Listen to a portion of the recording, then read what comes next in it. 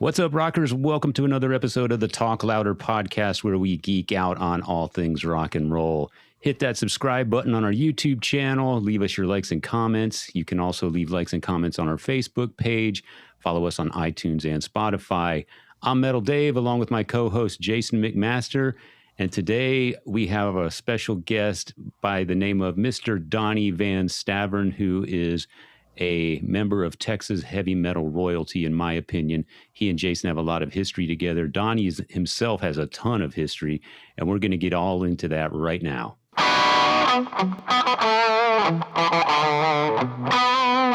And here he is, ladies and gentlemen, Donnie Van Stavern, joining us from San Antonio, Satan-tonio, my hometown, heavy metal capital of the world. Satan-Tokyo.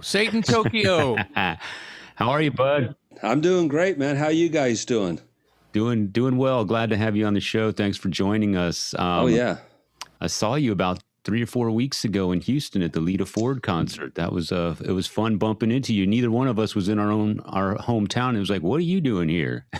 I know that was weird. I was like, is that Glessner? What the hell is he doing here? We're like, yeah, we're away. We're not from Austin or San Antonio, and we're over there and watching Lita. But it was for Pat, We wanted to see Pat Kinnison do his thing with Lita, which he was awesome. He was our first guest on Talk Louder our very first guest. When we started having guests. He was our very first cherry popper. Wow. Yeah. Mm-hmm. That was fun. Well, Cool. Donnie, thanks for being with us today. You and Jason have a lot of history together, and I've known you for quite some time, sort of on the sidelines as a fan of metal and going to shows and that sort of thing. But you and Jason are obviously musicians playing in bands that were contemporaries of each other. Watchtower, S.A. Slayer. You were kind of on the ground zero of sort of the heavy metal scene in the San Antonio, Austin area in the early 80s. You guys want to tell us how you met and share some stories about your early stage time together or whatever? Well, it all started like me and Mclean were, in this other band, Seance, kicking around for a while. And then we ended up meeting up with... that would be Dave Mclean. Yeah. Mr. Dave Mclean. Who went on to play in Machine Head, and now he's in Sacred Reich. Is that right? Yeah, he's in Sacred now. So me and Dave, we've grown up together. He's my brother, literally. I helped raise the guy when he was, 13. And we kicked around a few projects, and then we got in that Seance band for a while. And then we ended up meeting Bob Catlin and Art Villarreal. And we started, making Slayer at the time, because we were all into that British heavy metal, Iron Maiden and stuff. So we ended up hooking up, and we had a few singers. We started off with Harlan, and then we went to Christopher Kronk, and then we ended up with the legendary Stephen Cooper. Yeah. And we went on to, write music. We would play shows, with not just originals, but we would play, Phantom of the Opera and Maiden tunes and Raven tunes and stuff like that. And then we were, believe it or not, we were at a Battle of the Bands flea market kind of thing in San Antonio. And Bob O'Neill was there, who owned Boss Studios. And he ended up liking what he saw, and he basically signed a band to that Rainforest Records, which Jason was holding up for Prepare to Die. And that's kind of where we lifted off for Slayer. For J-Mac, what year? Tell us what year is. No one knows. I'm going to guess at that. What you're talking about, your meeting with Bob O'Neill and the whole studio thing, and 81. When you ended up with Cooper. I was going to guess 82, but 81 sounds right, because that's pre Watchtower, or Tower was starting around that same time. Right. Anyway. Yeah, it was around the same time, and he saw something, in it because of the crowd and the way the band sounded, I suppose. So anyway, that's how we ended up hooking up, and the band started becoming more real, and we got a really great following in San Antonio. Yeah, a lot of people were getting into that style at the time, and that's where, all the bands started, getting unleashed, like you guys. And, we had Watchtowers and Hellstars and stuff like that. So, and back in the day, we didn't have the internet. Remember, we were just, cassette tapes, letters, meeting at a concert, and talking about stuff, like when we met Metallica and we were pen pals way back, before all this happened.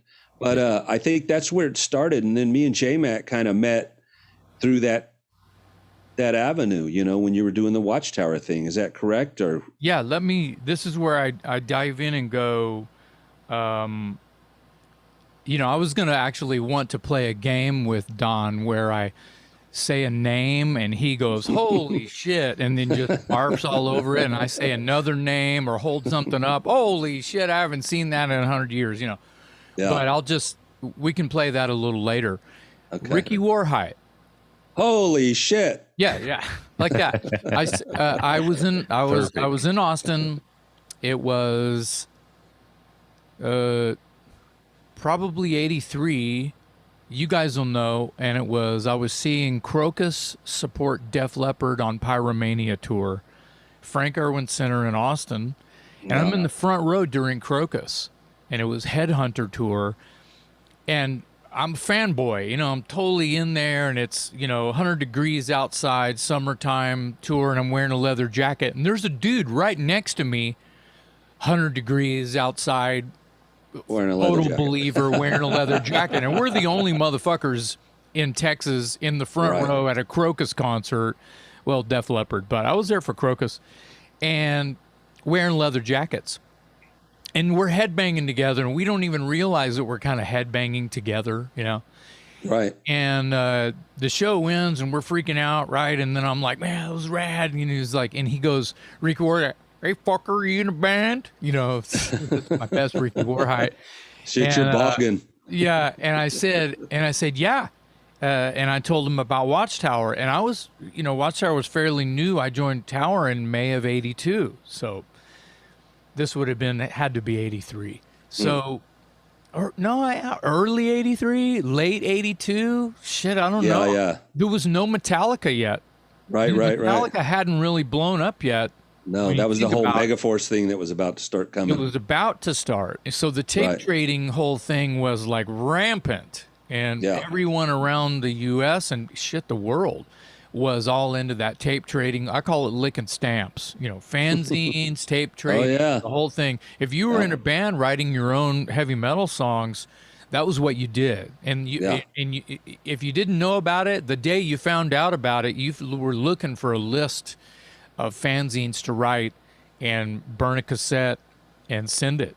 And that's what everyone was doing. Or on a local thing, it's like, there were not many bands in Austin that for Watchtower to play with. Honestly, they were playing Rush, and they were playing covers. We were playing covers, but we were playing the odd Iron Maiden. Right. Accept was brand new to us. We had some Accept and Raven, we did a couple Raven songs, shit like that. So I'm at a concert meeting this dude, and he's asking me about Tower, and he's telling me about this band, these dudes, that basically live in his house with him and his mom in San Antonio called Slayer. Because at that time, we didn't know about a Los Angeles Slayer. No, there wasn't one. Well, there probably was, but not yet, yeah. Right. No one knew about that. So he invites me, we exchange numbers, and I go, I think I brought Billy White down with me.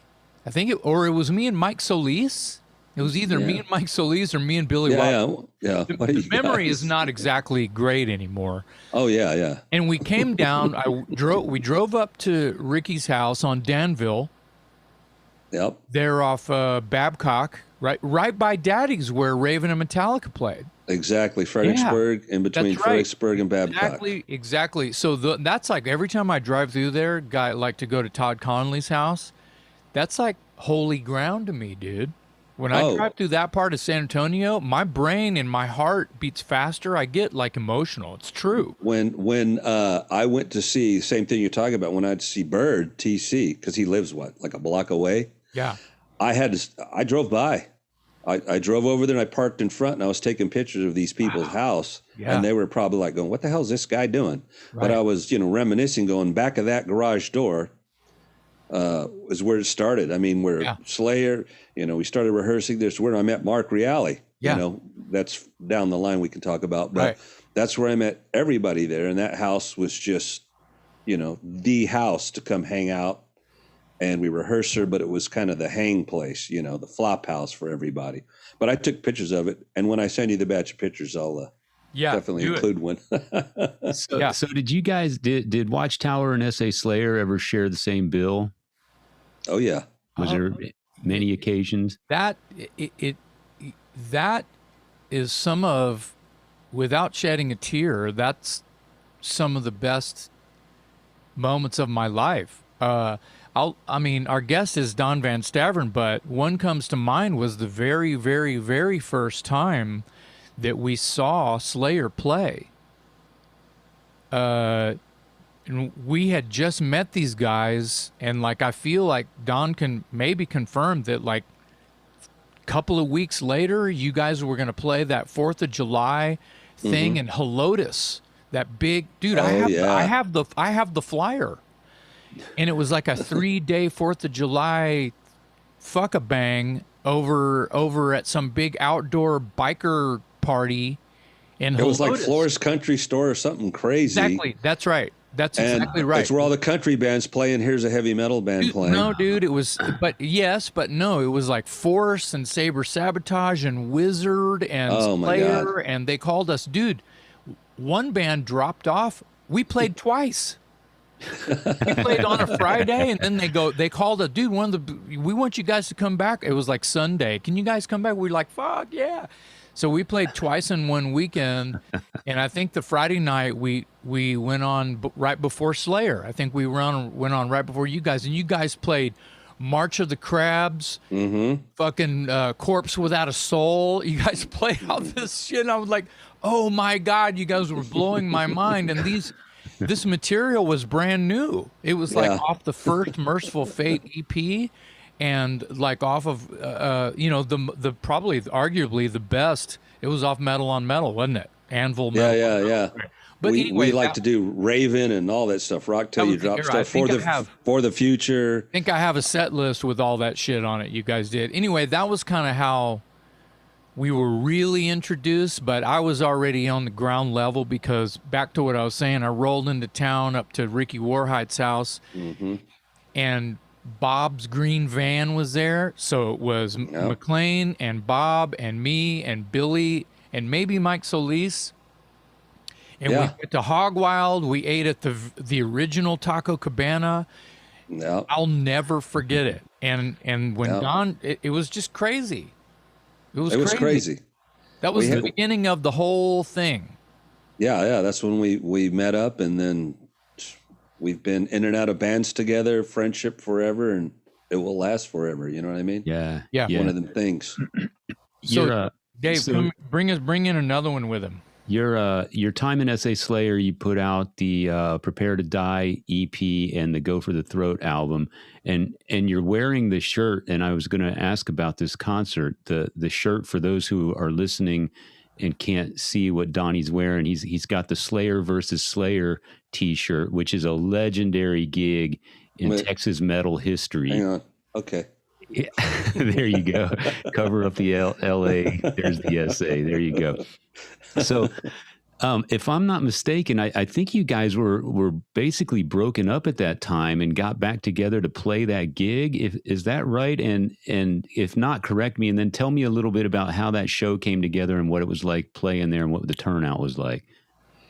Yeah, I've seen a lot of stories about it, and people, try and write about it. I see some things online, and a lot of them have the story correct, and some of them don't. The Versus was kind of a cool thing because we had the same name, but the time of it, yes, we were actually split up at the time. We had already started doing other things, but the promoter, who was that promoter? When Mark Solis or? That's him, Mark Solis, and the name of his company is on your shirt, Omni. Omni. Is that what it was? Omni on the shirt? Yeah. So he did the show, and we thought it would be cool to we talked like, hey, let's get together and play a show and have it Slayer with special guest Slayer, kind of funny. But it turned into the Verses, and they're battling for the name. And it wasn't really that, it was basically they were already, had a full head of steam with, Slagle and Metal Blade and all that. And so it was fun. We just did something where I think it added to the, making it a battle, and it was Verses for the name and we lost. Well, we really didn't lose, but in their own right, both bands are great, but they're totally different. Our Slayer was a high singer power metal band like Merciful Fate, and Slayer was thrash with Cookie Monster vocals. So we were just totally good at what we did. So, but I remember that show at the Via Fontana. Yeah, it was splitting at the seams. I mean, literally people hanging off the balconies, and it was a good show. This is funny too, because I remember when they pulled up, we were kind of like, how is it going to be? Are we going to be bros? Or are we going to be like, hey, is there going to be some drama or anything? Because, Catlin said that Slago contacted us about Cease and Desist. I don't remember that. So I just remember that it kind of just went under the carpet on its own after they played the show, and we were like, whatever. But I remember Dave Lombardo pulling up and driving I believe it's like a blue Camaro with a U-Haul attached to it. Yellow Camaro. Yellow Camaro with a U-Haul attached. Yeah, that was Tom's. Yeah, that was Tom's yellow Camaro. So, and we helped him unload it. Yeah. So what's the date? What's the date of the show on there? I don't know. What does it say? Can you see it? I don't remember. Thursday, November 29th was the Austin show. So Militia November 30th. Yeah, so it's November the next 30th. night. So that's a Friday. So the night before, they were in Austin at the Ritz with Militia, with me and Mike. And I was at that one too. we helped them unload in Austin. They pulled up in a yellow Camaro pulling a U-Haul. And I think I introduced them one time too. They were just like, get up there. It was at the Ritz or something weird. And I was like, it was strange. But we did the same thing. Yeah. They opened up the back, and they had their gear, and they had those real basic upside down crosses. It was like 2 2x4s with floodlights. Yeah. I remember we set them in front of the ramp. It wasn't like the big show now, but we set them up there, and, everybody was cool. Like, how Cooper was, he was, we hugged each other and said, hey, no big deal. Yeah. You do your thing, we're doing our thing, and Kerry had an attitude like he still does today, but whatever. Well, it's all good. Kerry. He hadn't changed a bit in my eyes. Yeah. He's always had that kind of, whatever. I wanted to throw something in here about it was never Slayer versus Slayer by this fact here. Slayer did an in-store at Hastings, and it was the one that Bob Catlin was working at. That's right. So he's broing down with Slayer all day, and they're drinking Budweisers, and they're having a great fucking time. And then it's like the in-store's kind of winding down and shit, and Catlin's, kind of hanging with them and stuff. And I don't remember which one it was. It might have been Hanneman.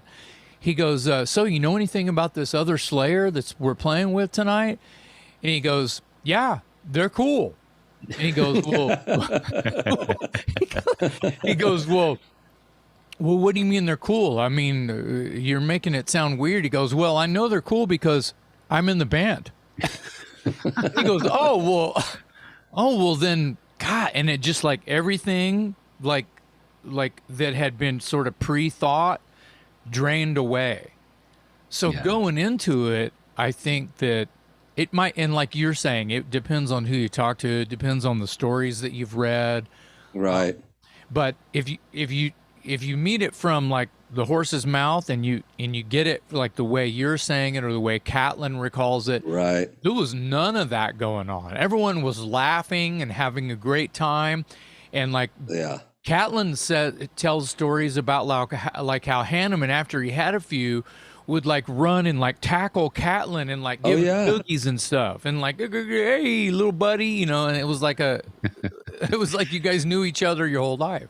Yeah, everybody got shit house that night. I mean, Hanneman would pick Bob up. There's some pictures floating around of him and Catlin messing around, and it was kind of a cool vibe. We were just, it wasn't like how everybody made it. I think, there was no label deal. There was no, weird thing going on. It was just it was a cool concert. We had already moved on, and they ended up being pretty cool. And we played our hearts out, and they played their hearts out. And it was a good show if you were there. We had San Antonio support, but it was cool. Well, I've run into Militia was them. on the bill. Militia is on the bill. Militia was on the bill, and when it's Cyrus on the bill, or it's on your shirt, dude. Yeah, I can't look down. Let me see. It's backwards. Yeah. Don't worry. But anyway, I can read your shirt for you. It's cool. Yeah, it was a cool show. I mean, it was one of the best, even though it was probably our farewell adios. We went out with a bang, and kind of, Now, but I mean, it was fun. They were cool guys, and within the band, I mean, outside of the band, there might have been stories, but between us both, it was a cool show, and everybody was cool. I have a question. Do you remember the Cameo show would have been maybe your farewell show, like before this Slayer show, or was that after? At the Cameo. I was there. I announced you guys. Yeah. There's pictures of that floating around. You guys had a ram skull, and I was holding it on my head when I announced you guys. Oh yeah. I remember that. I thought that was before. That was at the Cameo before. I think it was before as well. And that was, I forgot about that. That was probably the best show I ever witnessed of you guys. That was a good one. It was so good. Slayer just had that, well, you lived it. You were in the Slayer family. Mm-hmm. The camaraderie, besides, writing music and being musicians, we were like real bros, and so, I mean, when we got on stage, we tried to, make it the best and play our hearts out and stuff like that. So to be clear, the more popular release by Slayer was Prepare to Die. And, it was 4 songs. This is I'm just going to say it flat out. This sounds kind of Hesher and very strange, but Don, this is my favorite time of Don Van Stavern. I love this so much because it means something to me in my heart. I'm connected to this forever. Not to say that Go for the Throat wasn't as good as this. It's just different because it's Ronnie writing with you guys and playing with you guys, and you guys just became better players all the way around, of course, better writers. Right. The production was probably even a little better on Go for the Throat. Yeah, I mean, that's arguable anyway, because some people they like demo quality just because they're, right. They just like how raw shit, metal sounds great raw if it's done right, Anyway, this is my favorite moment. Tell us a little bit about the change between this record and Go for the Throat, which went down in a matter of like 6 months. Right. Well, after, earlier when I said we finally got the deal with Boss, we went over there. Remember that place off of Broadway where you guys recorded? Mm-hmm. We ended up recording. It was with Art at the time, and we had a probably about, not a lot of original songs, but maybe like, 8 or something. And we had to pick the best one. So they ended up going with my songs, of course. Hey, yo. Well, me and Cooper wrote every song on that record. And on Prepare? Yeah, it's all Cooper Van Stavern. I wrote all the music and he wrote the lyrics. Anyway, so we recorded that thing, and then Bob ended up getting like distribution deals, And so it kind of got out there with like Dutch East Indie and a couple other ones. So that's kind of what put it on the map, because it got it kind of out there. And it wasn't like a big deal, but at least it reached different places, besides just San Antonio. A few hundred copies got thrown around. Right. Yeah. So, we were on the map a little bit doing that. Yeah. So, and of course we had the big following in San Antonio and some of the other, Texas cities and stuff like that. So after that record, we were full head of steam. We were like, well, let's get another one going. But at the time, we were always trying, we were looking for maybe, something different, and then Dave was suggesting maybe Ronnie, you know, as the guitar player, because, you know, back in the day, Ronnie was like our Eddie Van Halen dude. You know, he was the hot shot, kind of like Steve Cooper when we replaced Kronk with Steve Cooper. Cooper was, you know, he had the look. He looked like KK Downing, but, you know, we're like, dude, he bleaches his hair, man. You're hired. So, you know, he just had the rock look, you know, and he wore all the Halford shit. So anyway, when it came time, there was a couple little things going on between Dave and Art at the time. Okay. And so remember all that stuff. There's a little bit of drama. And then, you know, Dave was like looking for, you know, replacement. And we knew Ronnie and Bobby because those guys were known as the, you know, they were like the Rush guys. They were all unreal at their instruments. So we asked Ronnie, we said, would you, and he of course heard of the band and he said, yeah, he'd jump aboard. So he came aboard and that's when we got a little bit more technical, I guess, not like Watchtower, but, you know, he kind of brought in the musicianship and we started playing some off time measures and the sound was a little bit different, you know, adding that factor to it. It was even more like Merciful Fate.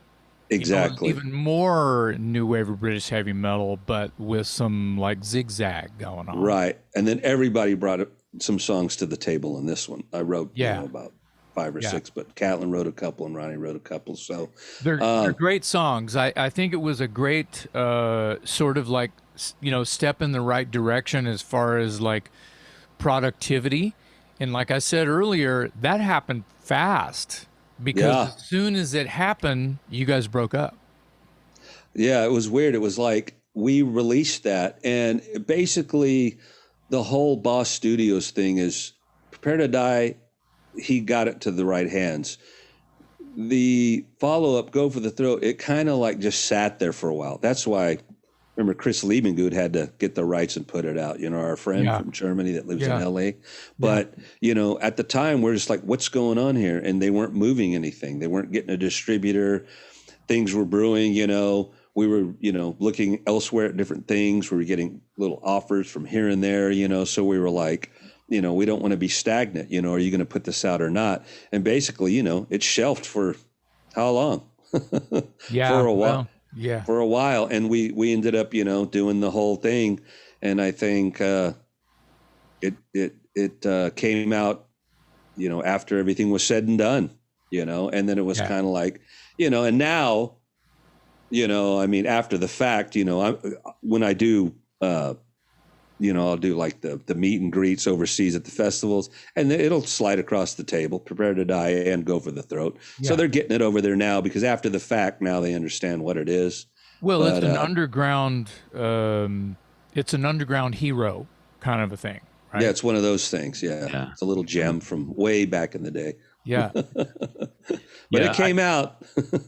I think being born and raised in San Antonio, I remember S.A. Slayer. You guys definitely carved out a spot in Texas metal history. And I think anything that comes out of Texas sort of carries this mystique with it around the world. The world seems to be fascinated by things that come out of Texas, whether it's Stevie Ray Vaughan or ZZ Top or Pantera or whatever.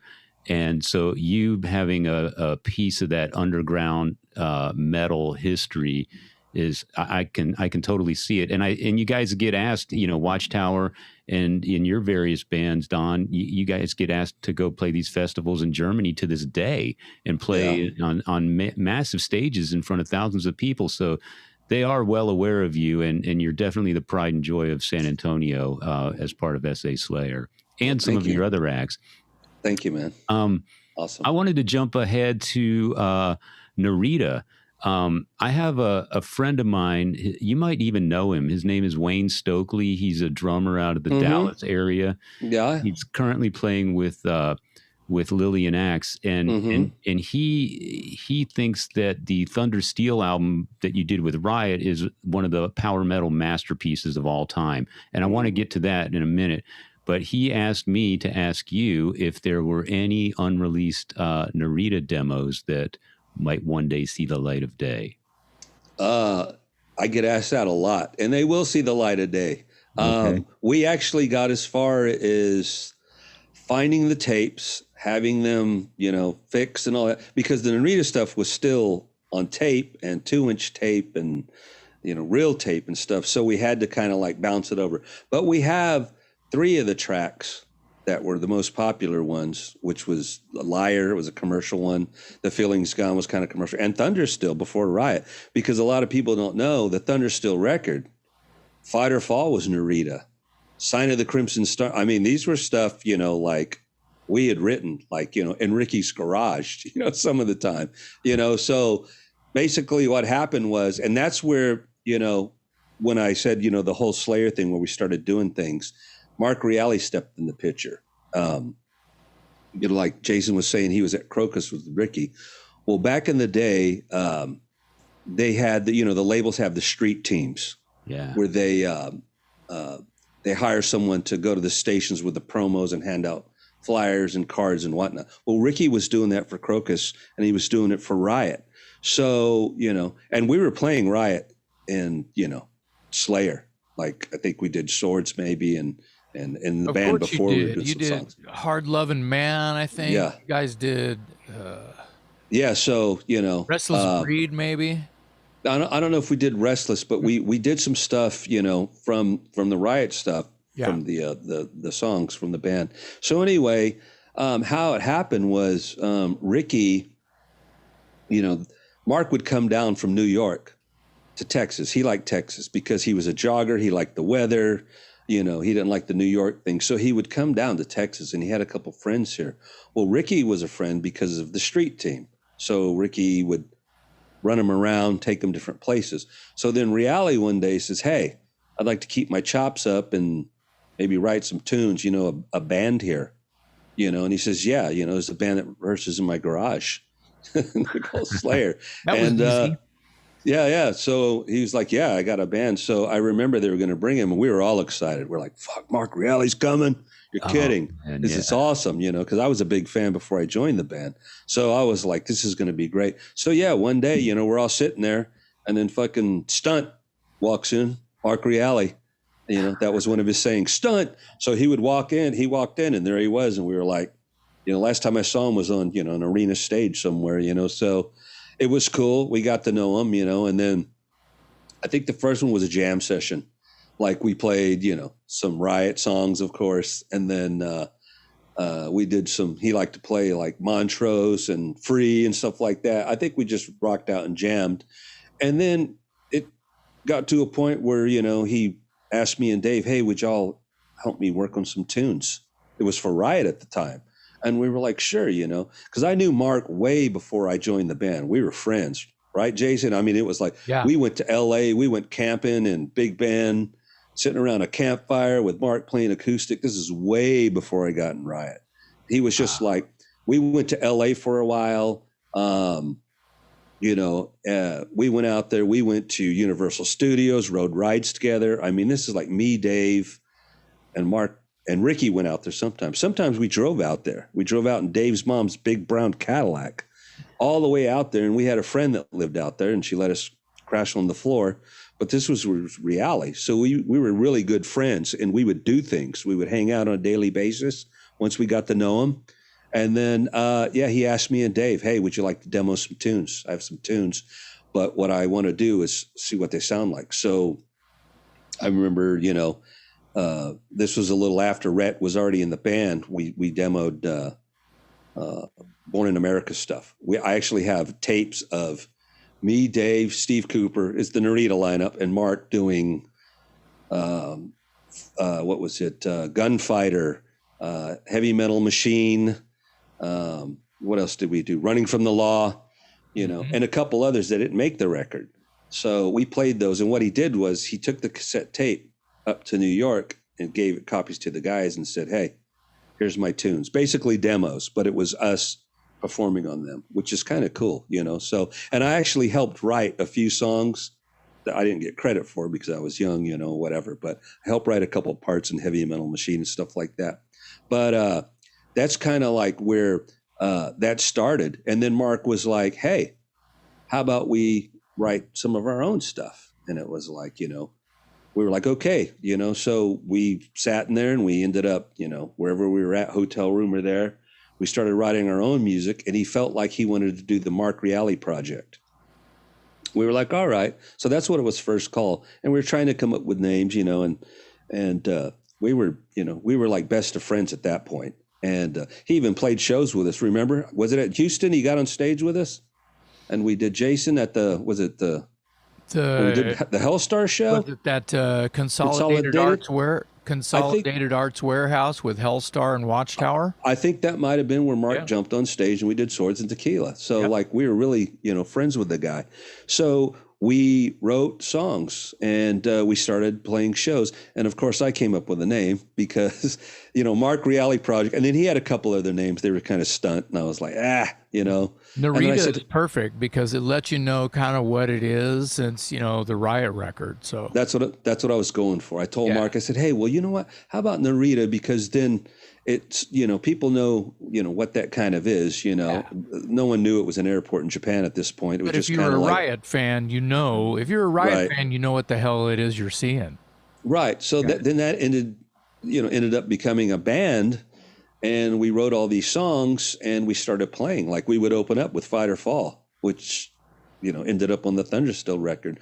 So a lot of this stuff was Narita stuff. So when we ended up moving back to New York and doing the whole 9 yards, that's where it came from. But at first we did shows, we played with Loudness. We did some Loudness shows. Remember those in Corpus, and we opened for them, of course. And, and then we did some cameo shows, and we did the rock and wrestling at the Reunion Arena and at the Freeman Coliseum. There were big wrestling things, but Narita played. So, the band was out there. And then Mark shopped it with the Riot management in New York. Here's, and they shopped. And I think they took one of the tracks and remixed it and stuff, but to no avail, and so Mark was kind of like, still doing Riot. And he was like, hey, the guys, are talking about, I got to get back because, it was the whole thing where Riot was kind of on hiatus. Remember they got rid of Rick Ventura. They got Gerard for a little bit on the Born in America tour. Who's San Antonio? Let's talk about him. He's a San Antonio guy, right? Yeah. It's Gerard Trevino, GT. Yeah. He toured with the band because, Rick, who was on, most of the records, he left and they got Gerard in the band, and Mark knew him, from a cover band here in San Antonio. And I knew Gerard. I played with Gerard in a local band too. So he ended up just doing the tour. He was never recorded or anything. He just filled in for Rick on the tour. And this is Born in America. Yeah, the Born in America tour. Okay. And I think it was the one with Rainbow, Vandenberg maybe. And cool. So what ended up, or it could have been the Kiss one. I remember a bill that was Rainbow, Saxon, and Riot. Yeah, and then maybe the other one was Kiss, Vandenberg, and Riot, possibly. Okay. It was one of those. So that's when the band started, having problems, internal problems and with management and stuff like that. So they went on hiatus for that whole thing. I think Mark was trying to do something, that's why he was trying to do this Narita thing and get a deal. The Riot management even came down to one of the cameo shows. Steve Loeb, who produced every Riot record, before, he was replaced, but he did the classic Fire Down Under record, all of them. He came down and he saw some shows and he liked what he saw. So he shopped, but we weren't getting anything. So during that time, Sandy Slavin, the drummer who relocated to the West Coast, he wasn't in New York anymore. He got married and he moved to Burbank, California. So he was hounding Mark, hey, let's get Riot back together. Let's get back out there. So it was kind of the continuation of Born in America to play some shows and maybe start doing something new. And so Mark, I remember Mark told us, he says, hey, Steve and them got the demos. They're going to try to get it. I'm flying out. We're going to rehearse and we're going to do some Riot shows and, try to get another deal and get Riot back on the map. Cool. So Mark leaves and he has out west, where all the members were going to be. And I think we're staying. You remember the Narita house? Speaking of Narita, the one way over there? I don't.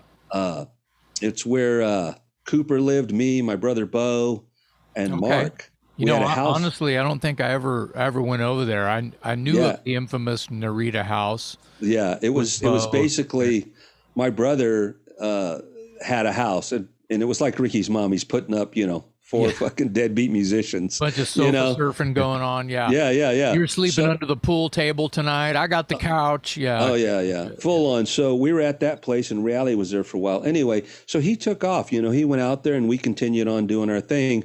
Dave was talking to Neil Turbin at the time from Anthrax. They ended up doing that Turbin band, and then he was playing with Ross Robinson with Detente or whatever, Detente. And then he was doing a few things, and then, I got the infamous phone call, on a real phone with a cord. Not a cell phone, hey, the wall wired to a telephone pole. That's why they're called telephone poles. Yeah, hello. Yeah. So that's where I got the infamous call. Mark, hey, it's Mark's on the phone. Hey, what's up, Stunt? What are you doing? Hey, what are you doing? Chilling out at the crib. What's up? He goes, hey, I'm out here. We're doing the Riot thing, and Kip Lemming, the original Cat that played on a few records, bass player, right? Yeah, doesn't want to do it. I'm like, oh, that's a bummer. Here I am just like, wow, Kip's not going to do it. Dude, that sucks, man. What are y'all going to do? Well, that's why I'm calling. I'm like, well, what's up? I was dumb. I was a Riot fan, Yeah, what are y'all going to do? You're not putting that into the fishbowl. You're going, dude, oh, bummer. You guys are going to get something from New York, some dude, and I'm like, Mark's like, Stunt, you idiot. I'm calling to see what you're doing. And I'm like, what's up? He goes, well, you want to fly out here and scope it out? And I was like, heart sank, of course. I go, what do you mean? To play in Riot? And he said, yeah. He goes, I've been writing music with you and playing with you, so you're the easy choice, And I'm like, hurry up, dummy. Right. Yeah. So basically, yeah. And then I packed up my bags and moved to Beverly Hills, that is. No. Yeah. So anyway, I packed it up. Swimming pools. Yeah. Movie stars. No. So anyway, so I was like, cool. And that's when the demise of Dave Mclean and Don Van Stavern really remember me and Dave were brothers and we played in every band together. Yeah, thick as thieves. Yeah. Thick as thieves, we ended up, that's when it kind of went because they didn't need a drummer. It was Sandy Slavin, it was the original lineup, besides me. It was Rhett Forrester. It was kind of a 4-piece when we went down there. So anyway, I ended up moving out there. So I cruised out there and I stayed with Sandy. It was weird. Me and Mark were living with Sandy. He got married to a lady named Mimi, and they had a little house in Burbank. So it was that was coat on chest. He's still coat on chest. Hold on, we have to talk about coat on chest. That's where coat on chest started. Well, tell us about coat on chest right now. What the fuck, Don? What is coat on chest? And then you say, yeah, coat on chest. Well, when we moved out to this is infamous from the Bobby Jarzombek Talk Louder episode. Coat on. Oh yeah. Yeah. Well, Coat on Chest started like early on when we went to Sandy's place. It was a smaller house. And, basically we were sleeping on either a couch and a couple guys on the floor, and there was no blankets. So the leather jacket came off the body and we put it over us. Coat on chest. Hence Coat on Chest. And we've kept that saying, we'll be at an airport. Coat on chest when we're laying waiting for the next flight. That's where coat on chest came from. Because so it's like one guy's in the pisser or something, and the other guy's washing his hands. What are you gonna do? Our flight leaves. We got a 3-hour layover. Probably coat on chest. Coat on chest. Yeah, I get it. It was coat on chest was a blanket when you were that. I get it. That's where it came from when. So Sandy Slavin is still in California. I recently watched a podcast. It was kind of a podcast. Caton DePena from Hyrax had Sandy on his podcast. Oh yeah, Facebook Live, and I watched about a half hour of that, and it was the audio was pretty bad, so I couldn't really tell what was going on. But it was awesome to just see Sandy alive, and he looked healthy, and he sounded great. And he mentioned me too. It was awesome. Well, you gotta love that. I don't know if that was good or not, but yeah, well, I don't know. I was waiting for him to mention you. Actually, I'm writing. I'll write my book one day, and I'll bring out the truth of everything with the Sandy Slavin situation. Okay. I mean, well, I love his drumming. It's no hard feelings. I love the guy. Yeah. He was a part of Riot, so he's an awesome guy. But I think with age, maybe his memory is getting a little weird. But what happened was mine is too. Yeah, mine is too. So we went out there, and I lived with him for. I guess we stayed there like maybe a month, if not more. And we were rehearsing out there at SIR, the SIR rehearsal studios. We were rehearsing out there and we were getting it together. And we ended up recording, a couple things. Crimson Storm, which we brought from Narita out there. That's why you hear demos of Rhett Forrester singing it live, when we were at the Troubadour, or we had labels come out, Rhett Forrester singing Sign of the Crimson Storm, which is strange, but that's how old that song goes back. But anyway, so when I went out there, Rhett was doing a solo record and playing with Jack Starr, that Out of the Darkness record. So he can't join right away. And Sandy was real like, dude, we just need to go forward. So they were like, we need a singer. We need audition guys here. Couldn't find anybody. Then they said, DVS, you know anybody? And I said, I had my vinyl collection. I had tons of vinyl, like we all collect back in the day. And I'm thinking, who do we, I got to get someone good. You're talking about Rhett Forrester. Yeah. And then I came across the Jag Panzer record, Ample Destruction. And I was flipping through them literally. And, I was like, the Tyrant, maybe this guy. And I listened to him. I said, he's heavy, but he's got a voice, I played it to Mark and he said, yeah, this guy's not bad, see what he's got. So I remember Harry Conklin, he sent me some demos he did of more commercial stuff with Jag Panzer. And we heard it and we liked it. So we flew him out. And he came from Colorado Springs to Burbank and stayed at Sandy's place, coat on chest. And so we had the Tyrant in the band. And, Harry was out there. So we rehearsed with the Tyrant. And this is funny. When I first called him, like, our mutual friend, remember Liliana?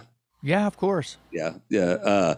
She got the way for me to get in touch with the guy, right? Like this was back in the day when Liliana knew a lot of people, and she got a phone number of him, right? So here I am, not knowing his real name. So I asked for the Tyrant, and like some lady answers the phone, like his mom. She's like, "Hello." I'm like, "Yes, can I speak to the Tyrant?" She's like, "Excuse me, the Tyrant, the singer." "Oh, Harry," and then I come over and I'm like, "Your name's Harry?" So anyway, so Harry Conklin, joined. He came out, and we did a few shows with him. I dug him because I like that kind of vibe. Sandy didn't like him. Sandy was like, I don't like him. He's a metal singer who can sing melodic rock as well. Yeah, and Sandy didn't like him, and he's going, well, he's good for the shows, but he didn't like him. So Sandy wanted to get rid of him, and I was like, oh man, he's like my friend, So I remember sitting at Sandy's dining room table, and I didn't want to go in there. And Sandy's like, no, we all sit around the table. And I remember we were all sitting around the table. And this is a 4-piece still. We didn't have a Rick Ventura GT right now. It was just me, Sandy, and Mark, and then a singer. So, I remember sitting there and Sandy's just like, hey, dude, you're a great guy, great person, but, we're just not into it or whatnot. And I was kind of bummed. But anyway, so that's when he went by the wayside. And then Rhett Forrester comes in. Rhett's ready, he's done. So he flies in. Rhett stays at Sandy, coat on chest, Rhett Forrester. So Rhett comes down and we rehearsed a couple times and, we play shows again, and I'm getting to play with Rhett Forrester. Here I am with the kind of, one of the early formations of Riot, which I was like, wow. So anyway, so we played shows, and Sandy's wife at the time, she knew Gina Zamparelli. I don't know if you knew her. Did you, Jason? She's a big LA promoter.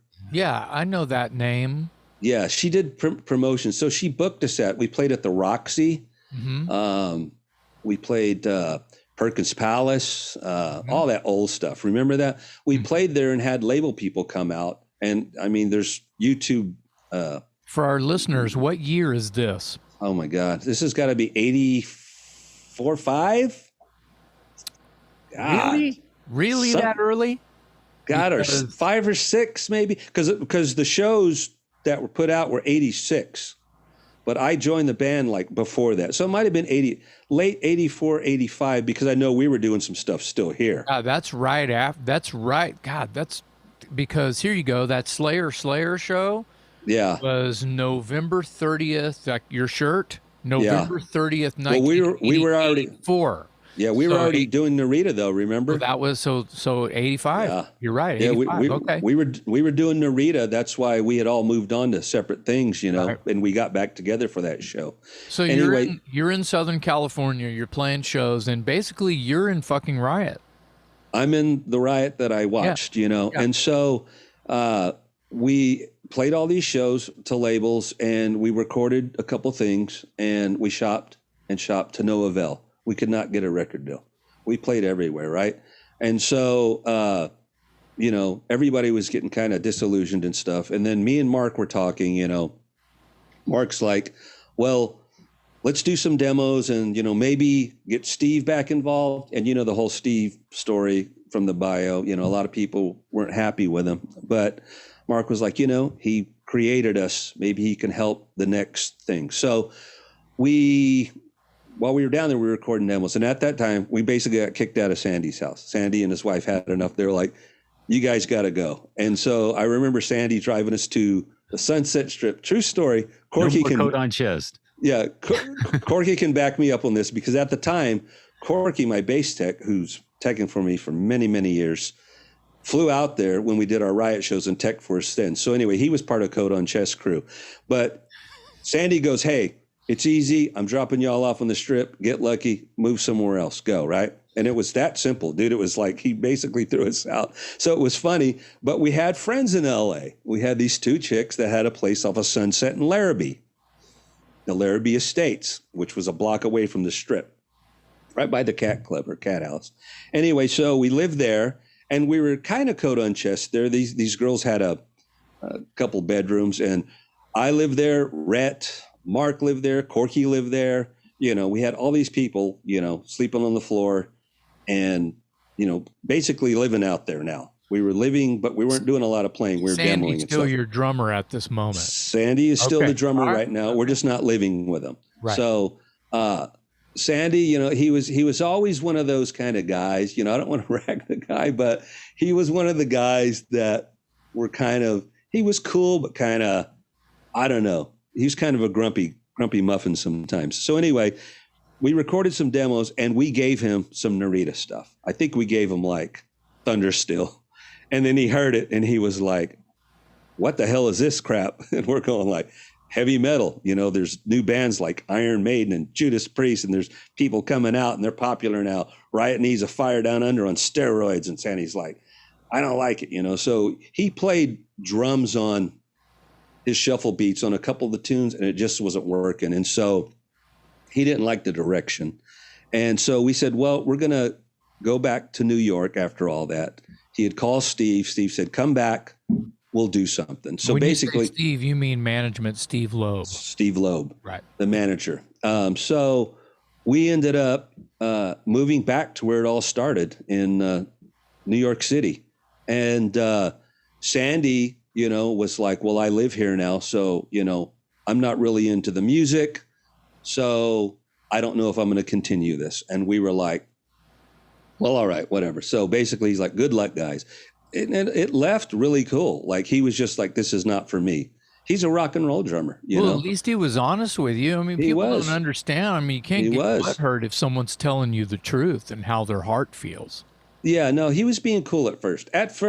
And then we underline at first. Yeah, well, that wasn't the end of it. We packed it up and we moved to New York again. And so Rhett was actually aboard. So we were going to have Rhett. And then Rhett was singing, he sang Crimson Storm and it sounded great, that kind of stuff. But when it got to the, you know, the Hofferty stuff that was, you know, heavy.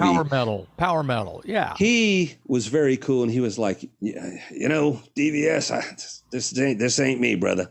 He's like, you know, more power to you, but I'm going to do some other stuff, you know? And I was like, dude, you know, I love you, because me and Rhett were roommates when, you know, he lived with me for a while. Rhett lived with me and we worked together. Me and Rhett did telemarketing. I don't know if you remember all that crap. We did telemarketing back in the day. And Rhett lived with me and we stayed together sometimes, you know, in a hotel room. We were roommates. Anyway, it was a bummer. And he was like, it's just not for me. I'm going to do something else. I'm going to do another solo record. We said, okay. And so basically it was me and Mark back to New York City with no other guys. And that's kind of when the Thundersteel started coming to head. You know, it was, Steve was like, well, we need to get some demos, you know, and Steve also suggested, Steve Loeb, why don't you use some of your Narita stuff, you know, so you already have songs written. So that's where all the Narita stuff came into play. And we recorded demos, and we had to start fielding a band. And one of the engineers, the studio manager engineer, Dave Harrington,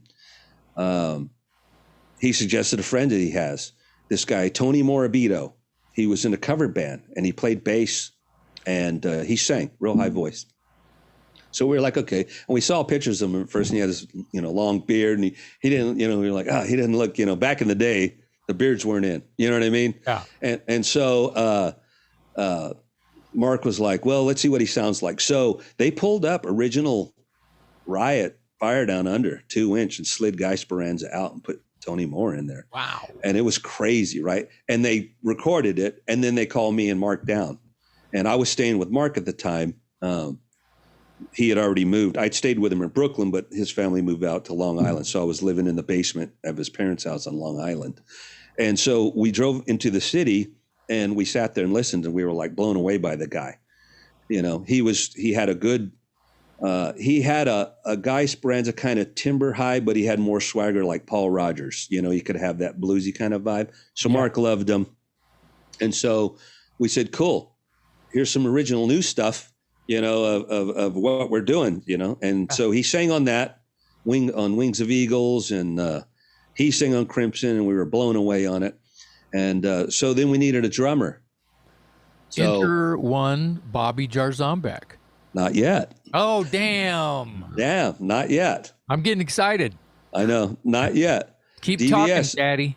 Keep telling DVS. us the story, Daddy. DVS, do you know any drummers? Hang on a second. Vinyl collection. Oh, shit. Same thing. It's like it's like a Rolodex. Who could play drums to this stuff? Like Dave Mclean did, Steeler, Mark Edwards, he's got Yngwie Malmsteen. Okay, let me check it out. Flip it over. Mark Edwards. It was, that Steeler record, with Keel and I love that record. Yeah. So I got it, and I said, well, I listened to it, and I said, well, the guy might be able to do it.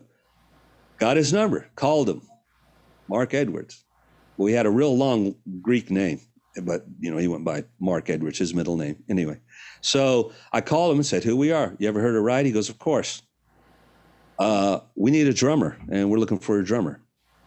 He was like, he was recording with a band called Lion at the time with Cal Swan and them, and they were on Scotty Brothers. So he said, well, I'm doing, Lion. And he said, but I might be able to come up. And we said, well, we'll send you 4 songs and then fly up. We'll fly up to New York, and you can cut them. He said, fine. So I ended up getting his info, and we flew him up. And there's Mark Edwards. So Mark Edwards, if you look on Thundersteel in the back, there's 4 tracks. Mark Edwards played on Thundersteel. Not Thundersteel. He played on Blood Streets, the video one. He played on Wings of Eagles, Crimson Storm, and Fight or Fall. Those are Mark Edwards, and it says it on the back. So he came up and cut those, and we were like, killer. And they sounded good. They were kind of basic double bass drums. They weren't like crazy Jarzombek stuff. Right. So we were like, cool. So we got those, and the guy was real, okay, I'm done. Where's my money? And we're like, oh, boom, here's your money. All right. And so he goes, I got to go back and do some stuff. Well, we'll call you when we're going to record the rest of it. We're shopping these for demos. He moves back, goes back out to LA where he was at. And so time comes, we're starting to get interest from the demos. Hey, Mark, you need to come up and finish it. I'm not going to come back. What happened? We're doing Scotty Brothers with Lion. They thought it was going to be a big thing. We're like, dude.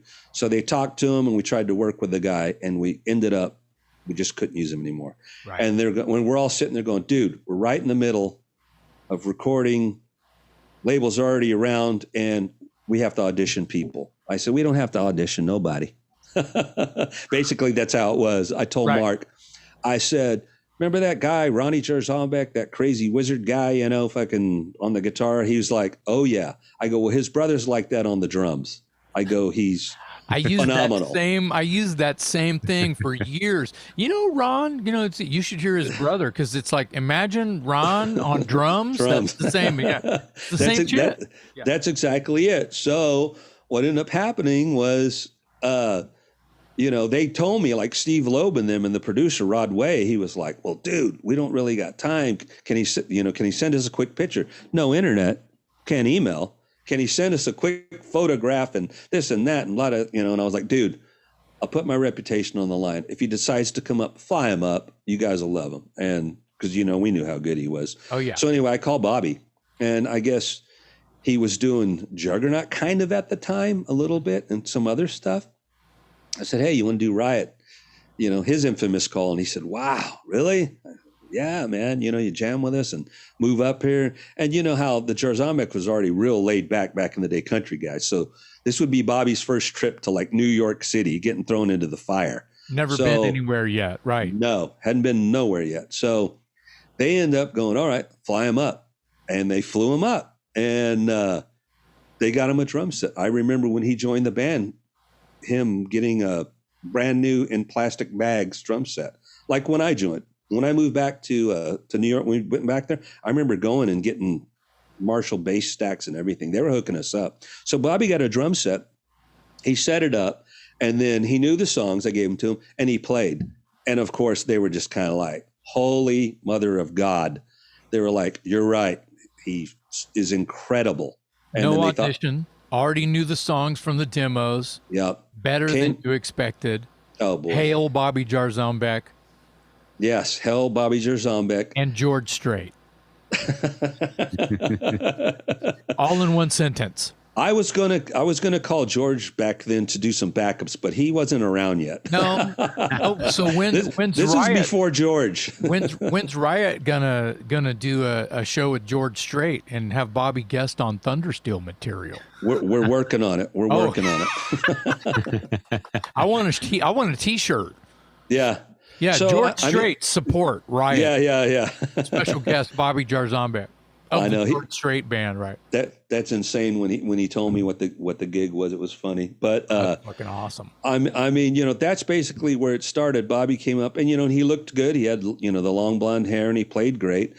And it was just they got a kick out of him too, because you know how Bobby is. He's real laid back, and they were just like So Bobby finished the rest of the record. And then they shopped, and we ended up getting a deal with CBS, the Associated CBS. And then what year is this? 87-ish, because the record came out in 88.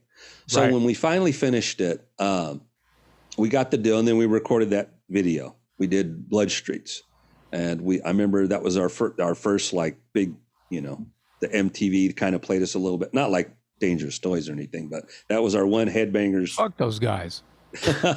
I mean, they played Born in America with Rhett Forrester. I remember all that, but for this lineup anyway, yeah, it was cool. It was our first video. They blocked off a street in Greenwich Village, and we were on a roof, and we had Scott Calvert, who directed Basketball Diaries.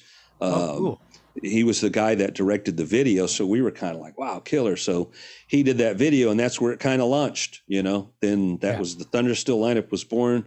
Thundersteel came out. People were like, this is Riot. What the hell? This is a fucking 180. And so Riots has gone through changes. Like when Rhett Forrester first joined, I remember because I knew Mark during the Guy Speranza era, and I remember the cassette tape of Hard Loving Man from, I think the band was called Rachel, and it was their guitar player's song. That Riot didn't write Hard Loving Man. That was Rhett's audition tape. Oh, so okay. Yeah. So anyway, he played me Rhett Forrester.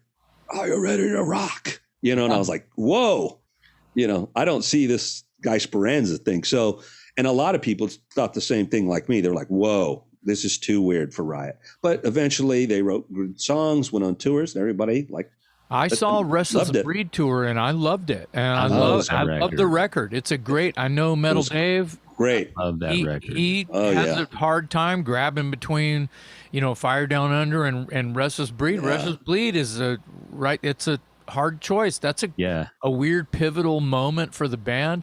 So going to, just jumping in here so you can catch your breath a little bit, the Thundersteel thing, once again, is much like when you think about Fire Down Under to Restless Breed. This is like Okay, Narita, you're in LA, you're in New York, you're reforming the band. The nucleus is there. It's Mark. It's all about Mark. Right. Right. And you're the new sort of like you're the fire down under. Right. You're the spark that's keeping Mark going. You're holding Yeah. up Mark, and it's da, da, da, da, da, da, da. So you got this thing. It's 88 ish. When people hear this, I have to be honest. I'm one of those people. Like what? It's not Riot to me. Right. And I don't mean any disrespect whatsoever. No, absolutely. I know where you're coming from. Like, yeah, of course. And you have the same feelings, I'm sure. Right, right. This is a different style of Riot. It's the name because of Mark Reality, but it's different. Yeah, when you go Narita, Rock City, Fire Down Under, and then whoa, what? You know, it turns into that. Now, you know me. I love Priest and Merciful Fate and classic power metal and Old Maiden and I you know, and the Motorhead and the new wave of British heavy metal and then the early thrash bands, Big Four, Exodus, Testament, and that's where my metal mind really, and of course Raven and like I said, new wave of British heavy metal. Right. So when you hear this, I'm going, this is kick ass. This is freaking me out, but it says Riot on the cover. Right. So I know why you keep the band Riot. Because of the story you just told. Yeah, and I understand it. And I do understand it.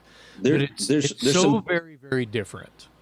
It's very different. And when we moved forward, I knew it didn't sound like Riot, but, you know, of course, business and a brand, you know, when you start talking to management, they're like, well, Riot, you know, if you look at the old circus magazines, you know, Thunder to Put Your Mother Under, this is the fire down, you know, they were trying to recreate, this is like, you know, fire down under, you know, on fucking steroids or something. So basically that's what it was. I mean, the live shows, we still incorporated the old stuff, you know, but we had this, and it was hard for, you know, America to deal with this. Now it's great. You know, we have a following, you know, it's awesome.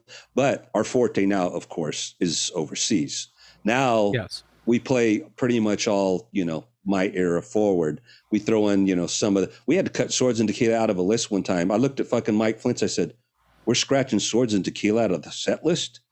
Because we play it and the crowd just kind of standing there, and then we go into Flight of the Warrior, you know, and the crowd erupts, you know, and there's a pit. So I'm going like, so it's different when people go like, well, Fire Down Under is the big one. You're not right. I'm going, well, no, if you go over to Europe, it's a different story. Like the Europeans appreciate the power metal more than of course they do. Of course they do. You know how they are. Let me throw a curveball at you. What was the very first European festival you ever played? Give us a time, a place, name a festival, what year it was.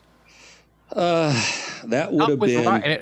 I'm guessing it was with Riot. It was a version of the Thundersteel lineup, possibly.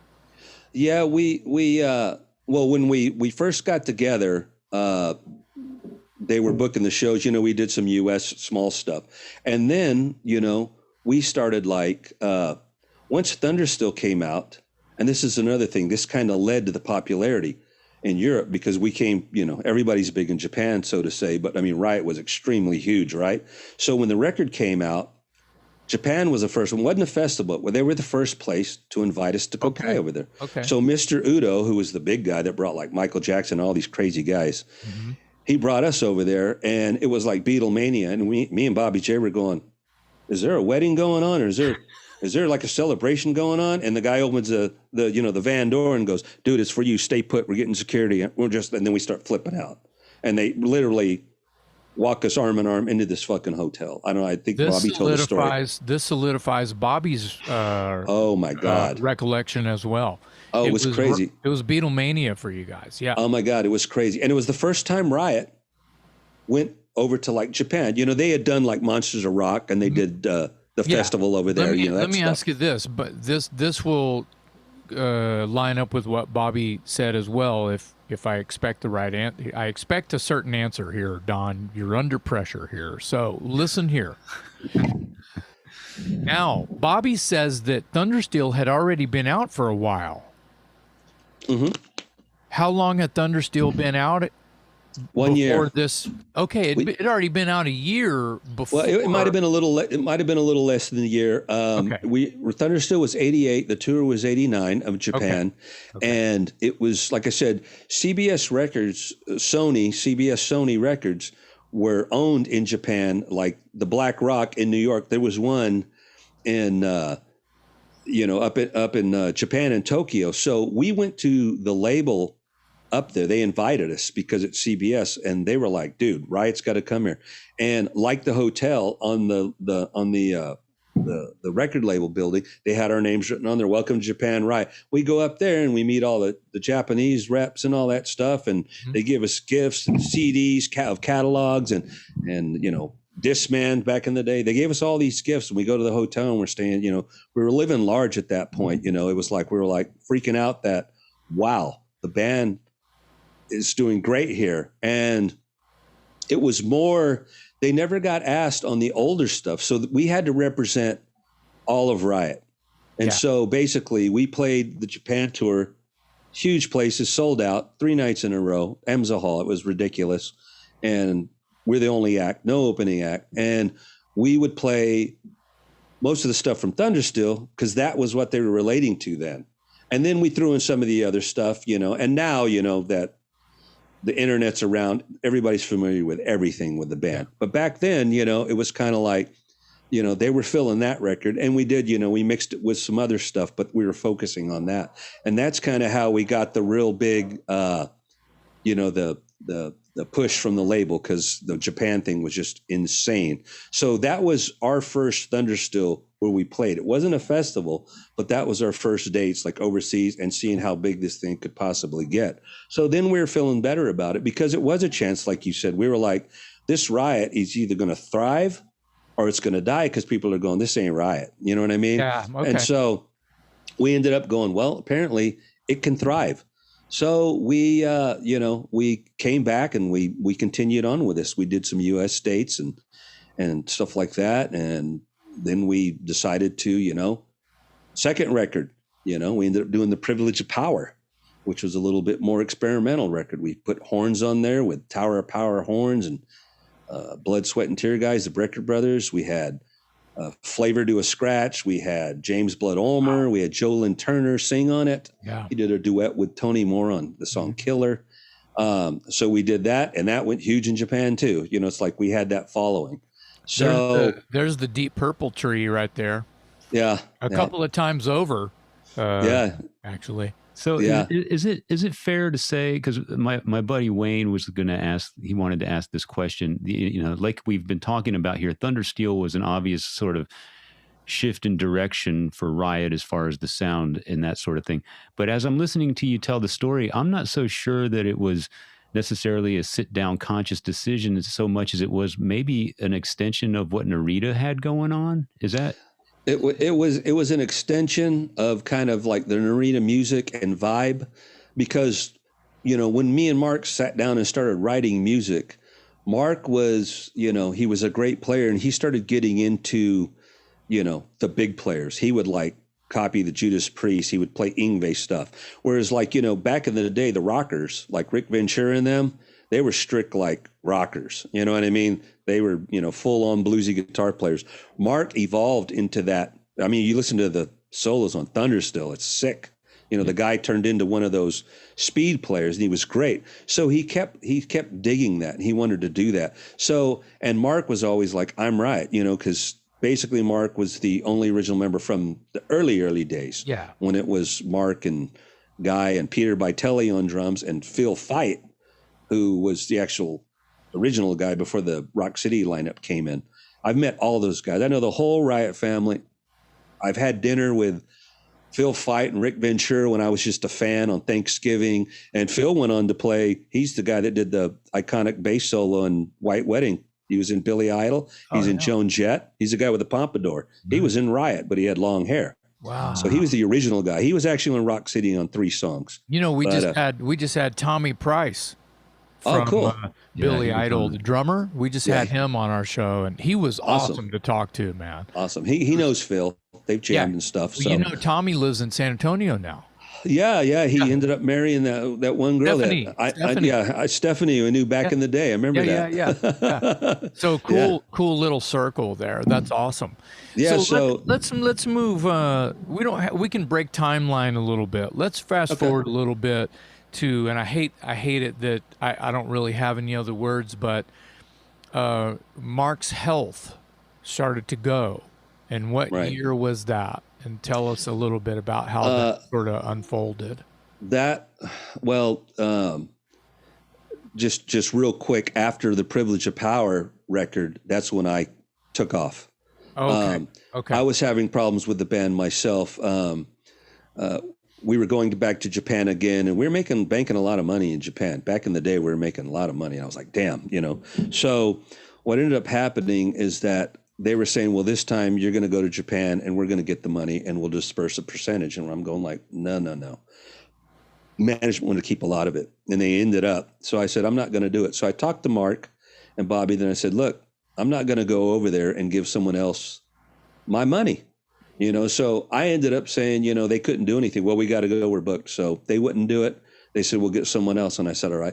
So we ended up getting someone else. I actually got Pete in the band, even though, because he's our friend, Pete Paris. He's someone like Bobby that he doesn't have to audition. He looks good. He plays. He's a monster. Great. He's a monster. Yeah. Right. It's not going to be the same bass style because he plays with fingers. Cookie dude. Cookie dude. That's another story. We'll get into Cookie Dude. That's a Metal Dave's looking at us like, these guys are clowny. What the hell's going on here? It's that whole other. Now, who else knows Cookie Dude? Is it just, again, me, you, and Mclean? And Mark, of course, Mark knows Cookie Dude, right? Yeah, because they would call him Cookie Dude. When I got back with Riot, when we did the reunion, right. He's like, "What's Cookie Dude up to these days?" And Cookie Dude was basically, I think we were on the road, and it might have been Pitbull Daycare, and because I was playing guitar at the time, and I think we might have had Pete filling in for a few shows. And we played a gig somewhere, and we had a customized van where there was an actual bunk bed in the back, and he was on the bottom. He was kind of buried. So we're like, Dave pulls the curtain open. He goes, "Hey, we're at a truck stop. You want anything?" "Cookie Dude." That's all he said. That's where it came from. That's perfect. And then I don't even know if I ever knew the origin of Cookie Dude. But what about the little dance that Mclean did with it? Cookie Dude. Oh, yeah. He did. He did the little dance. Like Pee Wee Herman kind of a thing or something. Oh my God, dude. There's so much stuff we could go into and I consider it's transcendent to even rock and roll. It's just bro shit. Yeah. Yeah. So anyway, moving forward. Yeah. So the relationship with Pete, I told Bobby, I said, well, just get Cookie Dude, and at the time I might've come back under different circumstances. And just to give full, it's Pete Perez. Yes, Pete Perez. He was in Carrion, which is another underground legendary Texas metal band. I think he was in one of the Sabotage bands and all that stuff. Oh, rad. Okay. And we were friends, and we're still to this day. We became friends. None of the replacement stuff ever got in between the bros. We're oh, dude. I was like, have at it. When he was in, I mentioned Carrion. That's Karion. Carrion. That had Chris Kronk, who was in S.A. Slayer for a moment, and Art Villarreal, who played on Prepare to Die. So there's this full bro down collection of it was an easy fix because we had great players in San Antonio, so they didn't have to audition. So I was I remember working with Bobby and then getting a list to him. I said, dude, have at it. I said, you're not going to probably make, there's not going to be a fucking golden pot with a rainbow, bro. But, it is Riot, and you're going to get out there and be in Riot and play. Yeah. He was like, so he ended up doing it, and I took off, and then they played stuff, and it was never really the same because Tony Moore was going to leave with me, but he ended up sticking it out for that one tour, and then he quit. And so when Tony quit, the Thundersteel was gone. They ended up getting Mike DeMeo, which was more of a rainbow, and their direction turned into rainbow, and it wasn't aggressive, and they couldn't get a big record deal. They were on independence and they were doing small shows. So that era of Riot, although it was really cool, Bobby was in there, Cookie Dude, and it was cool music. It just was never lived up to the Fire Down Under or Thundersteel days. So that being said, that's how I got the call to come back, because Bobby and Mark would say, when we're on the road doing meet and greets, even when Bobby was already doing on some of that stuff, Bobby was already doing Halford, Sebastian Bach. Okay. Right. So he said I'd be at meet and greets, and they would, Thundersteel record to come up. When are you guys going to get this together? Y'all need to get this back together. So they were like, okay, whatever. Another year goes by. Mark and them keep hearing it. Dude, you need to get Thundersteel back together. Yeah. So Bobby called me. Bobby said, hey, we're going to get the band back together, man. Yeah. So he said, we're going to get Thundersteel back together because the crowd wants that. And it's like, okay. And they couldn't do Fire Down Under, which would be the other choice because Guy was gone, and they wanted to do something. And I said, I'd agree to do Thundersteel, but we got to get Tony Moore, the voice, back. And Tony was had already moved on with his life. He got married.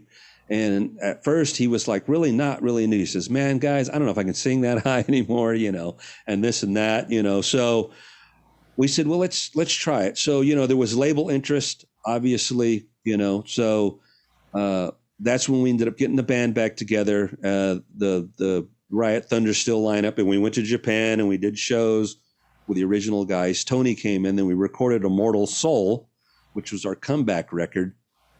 And Immortal Soul was, and this is a hard one because we got a deal on that SPV, the Steam Hammer, big metal label in Europe. Mm-hmm. So we ended up doing Immortal Soul and stuff. And Mark's health, getting to Mark's health, after we got back together, he was a different guy.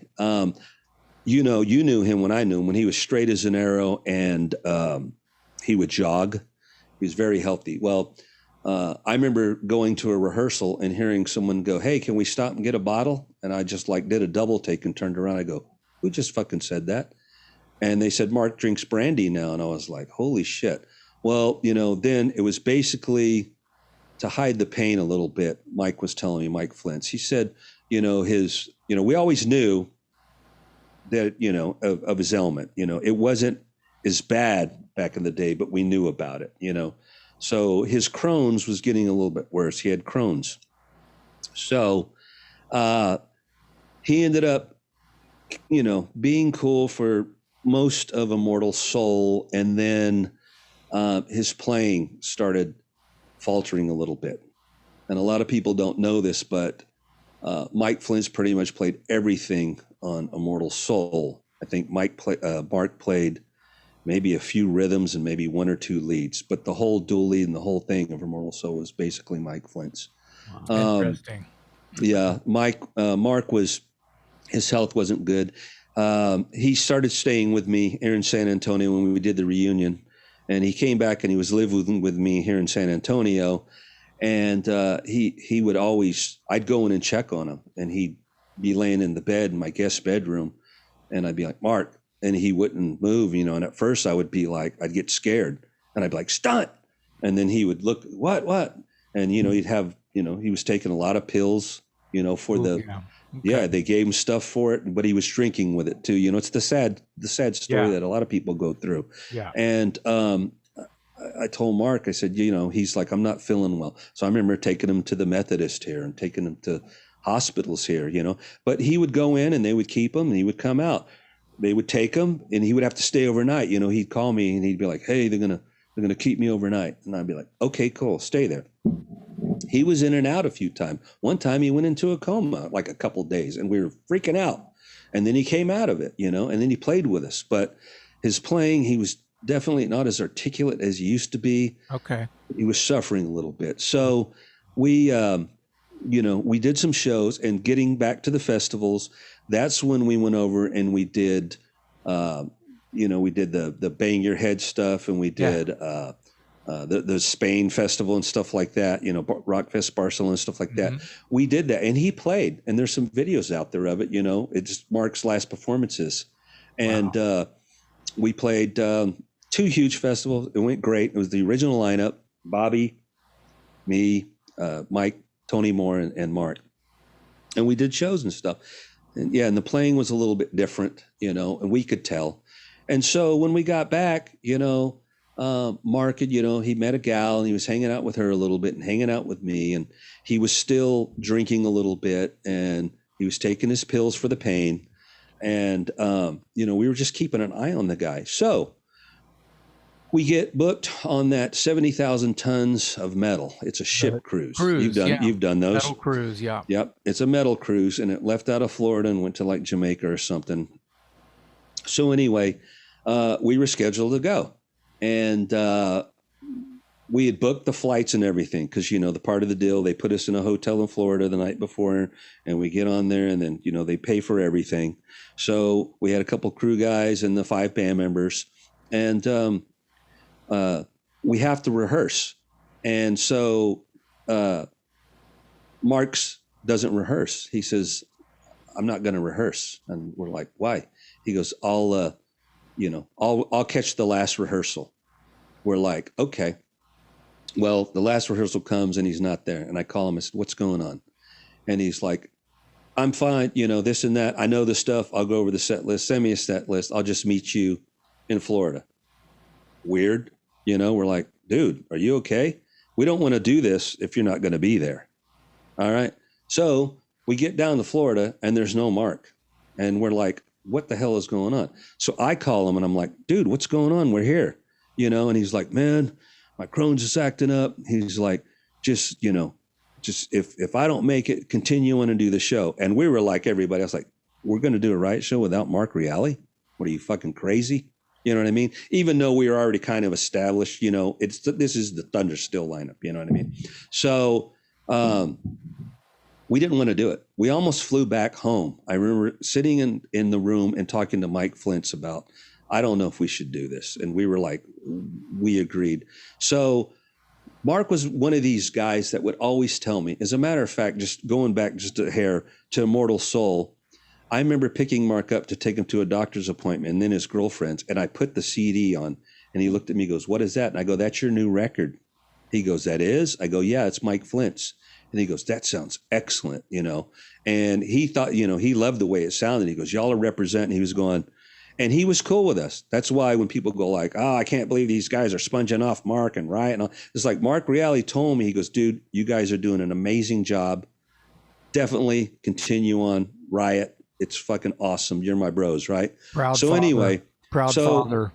father moments. Yeah, dude. And I was just kind of like, this is the guy, that I grew up fucking idolizing and, asked me to join his band, I was a huge fan of. Anyway, so we're in Florida and he says, just do the show without me. And we're freaking out. We're like, dude, whoa. So we ended up getting on this damn ship.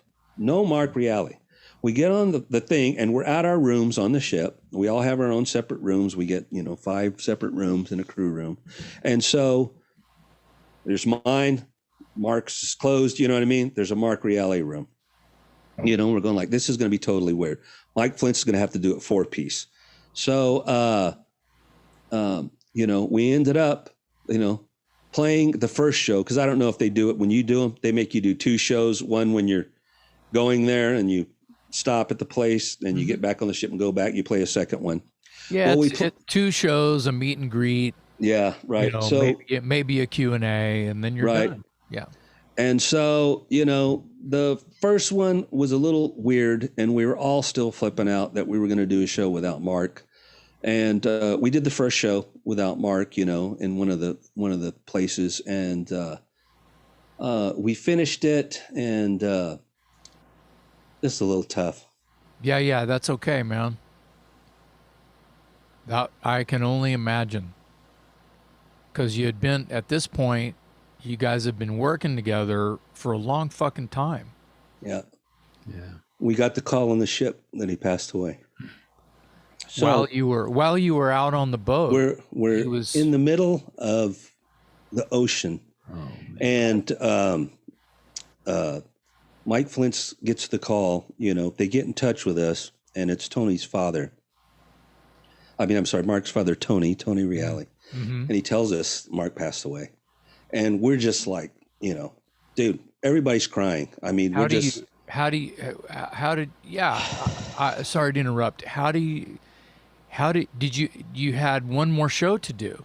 We had to do another show. And that was one of the toughest things that we had to do, because when we found out, this is how it happened. I'm in my room and I get a knock at the door, and I open the door, and Mike Flint's, the other guitar player, is crying. And I look at him and I go, no, please don't tell me. No. And he told me. And then we knocked on all the doors. Bobby was there. We all went into like a room. I think we went into Mark's room that wasn't occupied, and we sat there and we just hugged each other and we cried. And after that, we were just like, that's it. Done. We're done. That's it. You know, the band's done. We don't want to play. We don't want to play our second show. So we started talking to everybody, some of the other bands aboard. It started circling around. The singer from Hammerfall, Joe Keem, walks up and he goes, hugs me. Dude, I'm so sorry. We're starting to hear about it. You know, all of the bands are hearing through the grapevine that Mark has passed away. And well, there's only probably 3,000 or 4,000 people on a ship, but it's a ship. Yeah, it's like a beehive. Everyone's living on top of each other, and you know that's why the COVID is bad on a ship, because you can't social. Yeah, you're right there. You know, so the word got around, and we didn't know what we were going to do. We basically wanted to cancel, and then we're like, well, we're going to be on this ship because you're stuck. You're on a ship. You know, we're going to be on this ship for another couple of days, just with Mark's passing. You know, I'm like, well, we sat around, and then the singer Tony goes, you know what? We're going to play that second show, and we're going to play a show like we've never played before, and we're going to dedicate it to Mark, and we're going to have every band come up and sing, or we're going to do stuff. You know, so we decided that we would play the show, and there's YouTube footage of it, of us on the ship and Tony announcing it to the crowd, and it's brutal. So I can't imagine. Yeah, it's brutal. And so he announces to the crowd, you know, we started the show, you know, and we said, you know, after we stopped, you know, Tony said, you know, Mark Reilly passed away, and you know, this show's for him, and hold your glasses up and the whole nine. Then that's when Joachim Hammerfall comes up and he sings Flight of the Warrior with us. So we had people, and a lot of the bands that played, I'd be watching them, and this goes out to Mark Reilly, the other bands that were playing that day. So it was kind of cool that everybody did that. So he died on a ship. You know, we're out there representing Riot, and the guy passes away. We had no earthly idea that it was going to be that bad. And when he passed away, it was a surprise. We weren't totally shocked, but we were surprised because we knew he'd been out in the hospital. He's just not feeling well. He'll be back with us. You know what I mean? And then when he passed away, it was kind of sad, but at least I get a little comfort knowing that I spent, you know, the last week with the guy, and he was still my bro, and he was still staying with me, you know, and, you know, it was kind of cool. So when we got back, obviously, we had to take care of Mark. And so we ended up, you know, there was really the only person living was Mark's father, Tony. He's still living. His mom was gone, and Mark was an only child. So his dad was really old, you know, like almost pushing 90. So we're going to have to bury Mark. We talked to his dad. You want him to go back to New York? No, bury him in San Antonio. That was his love. That was his town. So we got together, and we got the credit cards out, and we used money, and we basically bought the headstone for him, and we had the funeral for him and stuff like that. And a lot of past members came down, you know, some of the old singers and different people. Yeah. I was a pallbearer, you know, when he buried him over there off of Nacogdoches in San Antonio, and back up the small Holy Cross. And, you know, it was crazy. We had, you know, the services before, we had a video screen showing pictures of Mark and good times, and, you know, and it was hard, you know, because, you know, it's one of your best friends. I've known him longer than anybody in that band, Riot. And we had a relationship with him, you know, on and off stage. He was our friend. So, you know, to see him laid in a casket was tough because he had an open casket funeral. And I remember getting to the funeral, the place early. So I was standing there, and the guy comes up to me, "Are you family?" And I said, "Pretty much." He goes, well, if you would like to go in and see him. And I was like, I remember walking. Holy shit. You know, no one was in the chairs, but I walked down it and I got closer and closer to him, dude. And I saw him. They had him dressed in his rock and roll clothes, his hair and everything. And I walked and I just looked at him, you know, and I was just like, and I started talking to him, dude, what did you do? You know, what, you know, I started talking to him like he was like, and, you know, I just started talking to him. I said, dude, I'm so sad. And I was crying. And, you know, and I went back out, you know, they had to comfort me and stuff like that. But then everybody came and people told stories, you know, and the band members were there. His father flew down. We flew him down from New York. Wow. And he stayed with us. And we, you know, we're taking care of Tony to this day. There is nobody else. Mike Flintz has to go mow the lawn, have coffee with him in the morning, take him to appointments and a surgery, you know, and stuff like that. And then we had to set up the ASCAP and BMI to go to his father now. To Tony, right. Yeah. You have to give it to, you know, the heirs of Mark's legacy and stuff. That's right. So we had to do all that for him because, you know, he didn't know anything about that. So basically, you know, we did all that stuff and flew Tony back home, you know, and we're still friends with Tony. And we even got his blessing. Like when we'd go up there, we'd ask him, we said, we don't know what to do. It's your son's band. And he was like, you know, he would want you to go on, you know, don't let the music die with my son I was like, holy. That's a song title right there. Woo! You're killing it, man. That's a song title right there, dude. Dude, and that quote, and I've used that thing in a couple interviews when they tell me, I said, he told me that. And I said, dude, so we ended up, you know, after the funeral, everybody went home. And that was it. And then I was like, you know, I don't think we can do anything. Although contractually, with a label, we had one more record to give someone. And so I was thinking, well, they might not want it without Mark. We didn't do anything for a while. Mike Flint said, I'm out. I'm not going to do it. And I said, okay, because he was another guy that was been in the band a fairly long spell. He came in right after the Thundersteel stuff. So we weren't going to do it. So DVS starts writing music, you know. I got to start healing. So I start writing music like Mark taught me, because Mark was my friend, but my mentor. He's the one that actually told me how, even though you play a million riffs, power metal, you got to have a melody. People got to memorize that song and that melody, you know. So he taught me how to write a song like that. So I would write the fast stuff, but with a real nice melody and stuff. So I continued writing. I wrote, I guess, about 4 or 5 songs. And I'd be in touch with Mike Flint. I said, should we try? Should we continue? And he's like, I don't know. You know, I'm still healing. And I said, okay. I go, you just do your thing.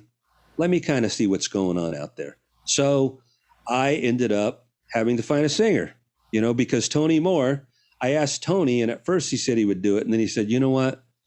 I could barely do the reunion. I don't think I want to continue. You know, I can't, my pipes aren't the same anymore.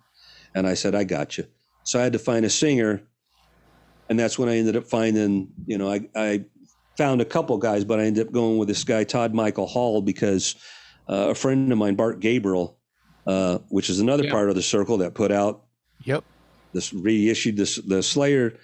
I asked him, I reached out to him, and he told me a couple power metal European singers, but I was like, coming to the U.S. to rehearse, you know, it's going to be a pain in the balls. We need to find someone here. And he said, hey, there's this guy out of Detroit area or Michigan. He's playing with Jack Starr, you know, and a couple bands. His name's Todd Michael Hall. So we had this other guy, and we had Todd. And so we were listening to him. And then the producer who produced Immortal Soul was going to produce one, who was Bruno Ravel. He's the bass player for Danger Danger. Remember that 80s band?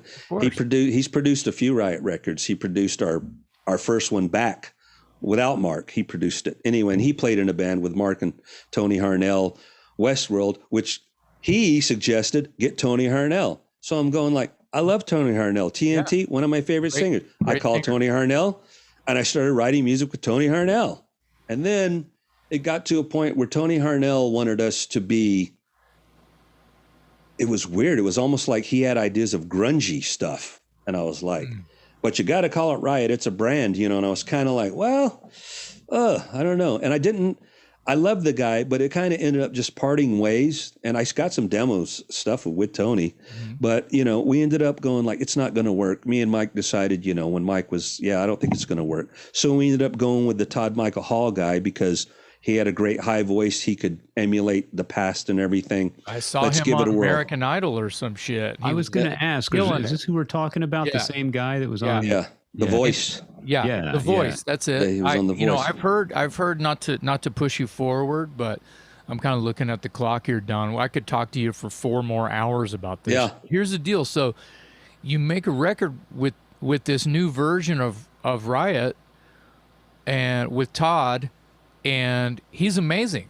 He can sing anything. He reminds me of like a new wave or British heavy metal singer, but with like modern tone, and even has a Guy Speranza timbre every once in a while. That's exactly what he is. He's a Guy Speranza with a power metal kind of vibe. That's right. So basically, jumping forward, he sang on the demos, and you know, I sent my demos to the record label, and I was like, I know it's going to be weird, you know, and Ollie at the label goes, dude, I love it. Wow. It sounds like, you know, early Riot, you know, but like, you know, power metal. And then of course the Japanese people loved it too. Says, oh, great.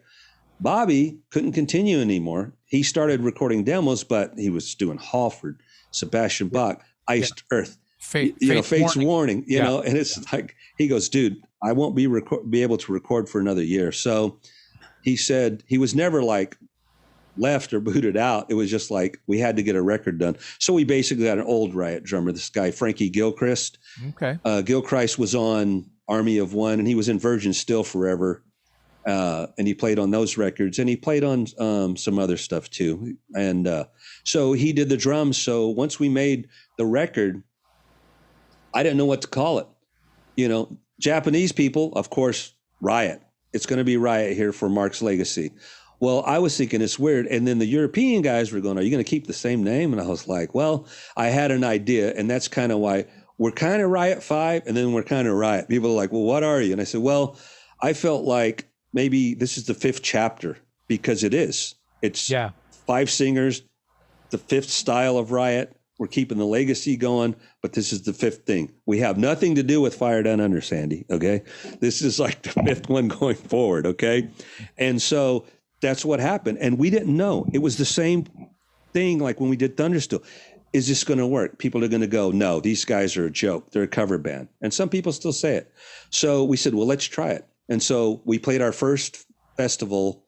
I forget what it was called, like Headbangers Open Air or something with the new lineup. And we played and the crowd went berserk, you know, because music is music, you know, and I'm the only kind of original guy from the Thundersteel era. That's why I said, let's call it Riot 5, me on. Yeah, I'm not an original guy from that. I love that band. This is me. This is power metal. We play 2, 3 old Riot songs and the rest is us. So anyway, crowd loved it. We ended up, record did good, and we ended up to bigger and better things. Then contract was over. We did demos. I shopped to Nuclear Blast, the world's biggest metal label. Jumped on us. They go, Riot 5 we love it. Yeah. So we made a new record. We made Armor of Light, and it's on, and we did festivals, and the band is bigger than I've ever experienced with Riot. Even when I went to Japan, I mean, we're playing, you know, Wacken Festival, Rockfest Barcelona, 200,000 people. I mean, you know, and the vibe is just really supportive. Over in Europe, it's just amazing. And people at the meet and greets, like, you have other records? Yeah, there's like 10 records. They're like, what? They don't even know that stuff. I said, you got to listen to the original stuff. That's where I grew up on. So anyway, the band's moving forward. It's Riot 5, and here we are, and we're doing great. The artist does Riot 5 here and there, and then in Japan, they take the V off. It's just weird. It's a Japanese thing. That's okay. We're like, we're okay with it because they're real close with Mark, you know, and they feel like don't damage the logo because Mark is our hero, you know? So anyway, so that's kind of where the band stands. And, you know, moving way forward to present day, we're working on demos, but because of all the COVID, everything's up in the air right now. It's hard to see any foreseeable anything. Right. So Certainly there's something on the calendar. You guys have some festivals to next year and stuff. Yeah, we have a couple of things brewing. We were supposed to release in latter 2020, now 2021, but some bands do release. Riot feels like we want to do it the right way when we're able to new release from Riot Promotions tour. And so we pushed it back to 2022. We've have a record, we've pretty much got we're being lackadaisical on it because we know we got time, but we've got probably about 15 demo ideas, but we've recorded for real pretty much 10 of the songs. So it's there. So we'll put it out when the time comes. It's just in our back pocket. So everybody, Todd's still in the Michigan, and the guys are in New York, and I'm in Texas. I've been doing stuff to keep busy. I played on Alcatraz. I was going to bring that up. Yeah. Which was an honor because,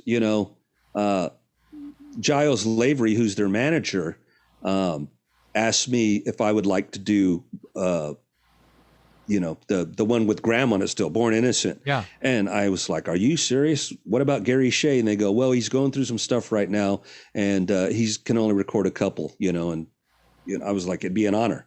And he's like, we'll pay you. And I said, it'd be an honor, whether or not. So anyway, I ended up playing on Born Innocent with the Graham Bonnet, one of my favorite singers of all time. I love him. With Jimmy Waldo and all those guys. And then Steve Vai guest appearance on, Sick. Dirty Like the City. And I'm playing with Steve Vai. What is going on here, Sick. Yeah. And there's other guests, and I'm going wow, this is cool. So I did that record and that came out, and it's great being mentioned on a Alcatraz record, I'm like, whoa. And then the new one's coming out. They call me again, but they have a new singer. They got rid of Graham, and they got Doogie White from Rainbow and all sorts of bands. So anyway, they sent me all the demos, and they said, can you do bass on this stuff again? And I said, okay. They said, Gary can only do a couple. And they like me to play the Yngwie stuff because I got the quicker fingers. Yeah. So I'm doing the real quick stuff. So I played on the new Alcatraz record, and so that'll be out soon. So that was keeping me busy. And I did, well, you've always had time to do other projects, your little friends down in San Antonio and myself. The Texas Metal Outlaws and Evil United. 2 records with Evil United, which is basically Pitbull Daycare. Right. Your 90s industrial metal band, infamously touring with bands like Merciful Fate and Ministry. Right. Took a little left turn. Bishop, the singer for Pitbull, took a break, and you guys called me you had leftovers, and I ate your leftovers. And finally we had a band together for a little while. Not to I was going to bring up, I was almost in S.A. Slayer for about a second there. And you were in S.A. Slayer, and you will always be a part of S.A. Slayer. Thank you. I love you too, Donnie. Because we just, like I said, we could talk forever. I mean, you lived with me in my apartment for a while. Yeah. You were almost in there. Remember, we lived together, and and just recently, Under the Table, I have mentioned that we did remake "Prepare to Die" with you singing. A lot of you people might not know, or if no one's heard it. Yeah, no one's heard it, but we did do a new version of "Prepare to Die" with all the original guys, and Jason sang on it. Ronnie Jarzambek's on guitar, Dave Mclean, and so we haven't done nothing with it, but who's to say we might not do something? Because like y'all mentioned earlier, and Jason mentioned earlier, I do get calls all the time, or when I'm down there with Riot, they're like, what would it take to get a Slayer reunion over here? And it probably will happen one of these days. And of course, it's a no-brainer who's going to sing. It's, Jason, he's part of the family. And speaking of Jason being part of the family, when me and Todd were doing that stuff outside of Pitbull, we were going to look for singers, and then I was like, let me just ask my dit, would you be into something like this? And you were like, I remember absolutely. When you asked me. Do you remember when you asked me about it? Yeah. And it was a little get up and go music too. Yeah. Well, it was heavy. Just to say, it was that Heaven and Hell Megadeth Machine Head. or something Oh, like that's that right. at That's right. in New Braunfels at that Big Shed tour. Yeah. I remember that. We were all And backstage. yeah, yeah, Megadeth, Heaven and Hell. Ronnie was back. Ronnie Dio was back there. yeah, Mustaine was back there. It was just yeah. I was back people. there. Yeah, you were back there. People were walking around. It was earlier in the day, I believe, that we were all Yeah. back there. And you go, hey, we got some leftover riffs. Would you mind? I was like, where do I sign? Yeah, it was that Yeah. simple. And, and I was Jazz because you're my bro. And, we finally get to work together. We've known Yeah. each other for like 40 years. Yeah, exactly. And like, dude, we're actually going to, we're going to actually record something together. And it's weird. It's like we're older now, and it's probably the heaviest music we've ever done. And we've done some pretty heavy music. Yeah. When I first heard Evil United, I was like, holy mackerel, I'm in one of these bands. I remember getting a text from you after you actually read the lyrics on the first Evil United record. You read the lyrics and you wrote it was a quote from my lyrics. You go, satanicist? Question mark. Because I have a lyric that mentions a made up word, satanicist. Yeah. Satanist, yeah. That's the name of your next band. Yeah. That's the name of your next Satanicist. Yeah, it'll be even heavier, apparently. Yeah. It's going to be even heavier, and me and Jason are going to walk on stage on walkers and be even heavier than Evil United. Wearing cloaks, wearing like robes, right? Yeah. With upside down crosses dragging behind us. Yeah. And we'll have gowns on so you can't see our walkers. You just think we're limping to the stage like being evil. Well, we just look like we're floating, right? Yeah. I'm glad you guys brought up Evil United, because we can't have this show with two of you on the show and not bring up Evil United. And the records that Donnie was part of were really good. My son and I we like the Honored by Fire record. My son digs it. A shout out to Jason West. What a monster on drums. And I was going to ask you, Don, if you remember back in you mentioned Pitbull Daycare there briefly. Do you remember when I wrote an article on you guys for Metal Edge magazine? I think, yeah. I was real proud of that because it was a chance to get one of my San Antonio guys into an international rock magazine, Yeah. I felt like a lot of the world wasn't familiar with you because you were signed and you were getting some traction, but you weren't, internationally known. So I felt like I was kind of putting you out there in the magazine. No, it was great. I remember being in those magazines and even a picture. And it was weird because after I did leave Riot, I had a brief band called Crimson Storm, and it was power metal. And then I went on to do Pitbull Daycare. And the first incarnation of Pitbull was like a speed metal band. I played guitar and sang. And then when we got Steven in the band, we were like Ministry a little bit. We were a little bit more industrial. And that's when we got picked up by Cleopatra Records, who was like a pioneer industrial label. Yeah. And one of our records, I just spoke to him the other day. Fred Corey, the drummer from Cinderella, produced Unclean, the record that we did for Cleopatra. And I talked to Fred about Jeff, who passed recently. Mm-hmm. And so, Fred was, bummed out. But anyway, he produced that, and we started getting up there.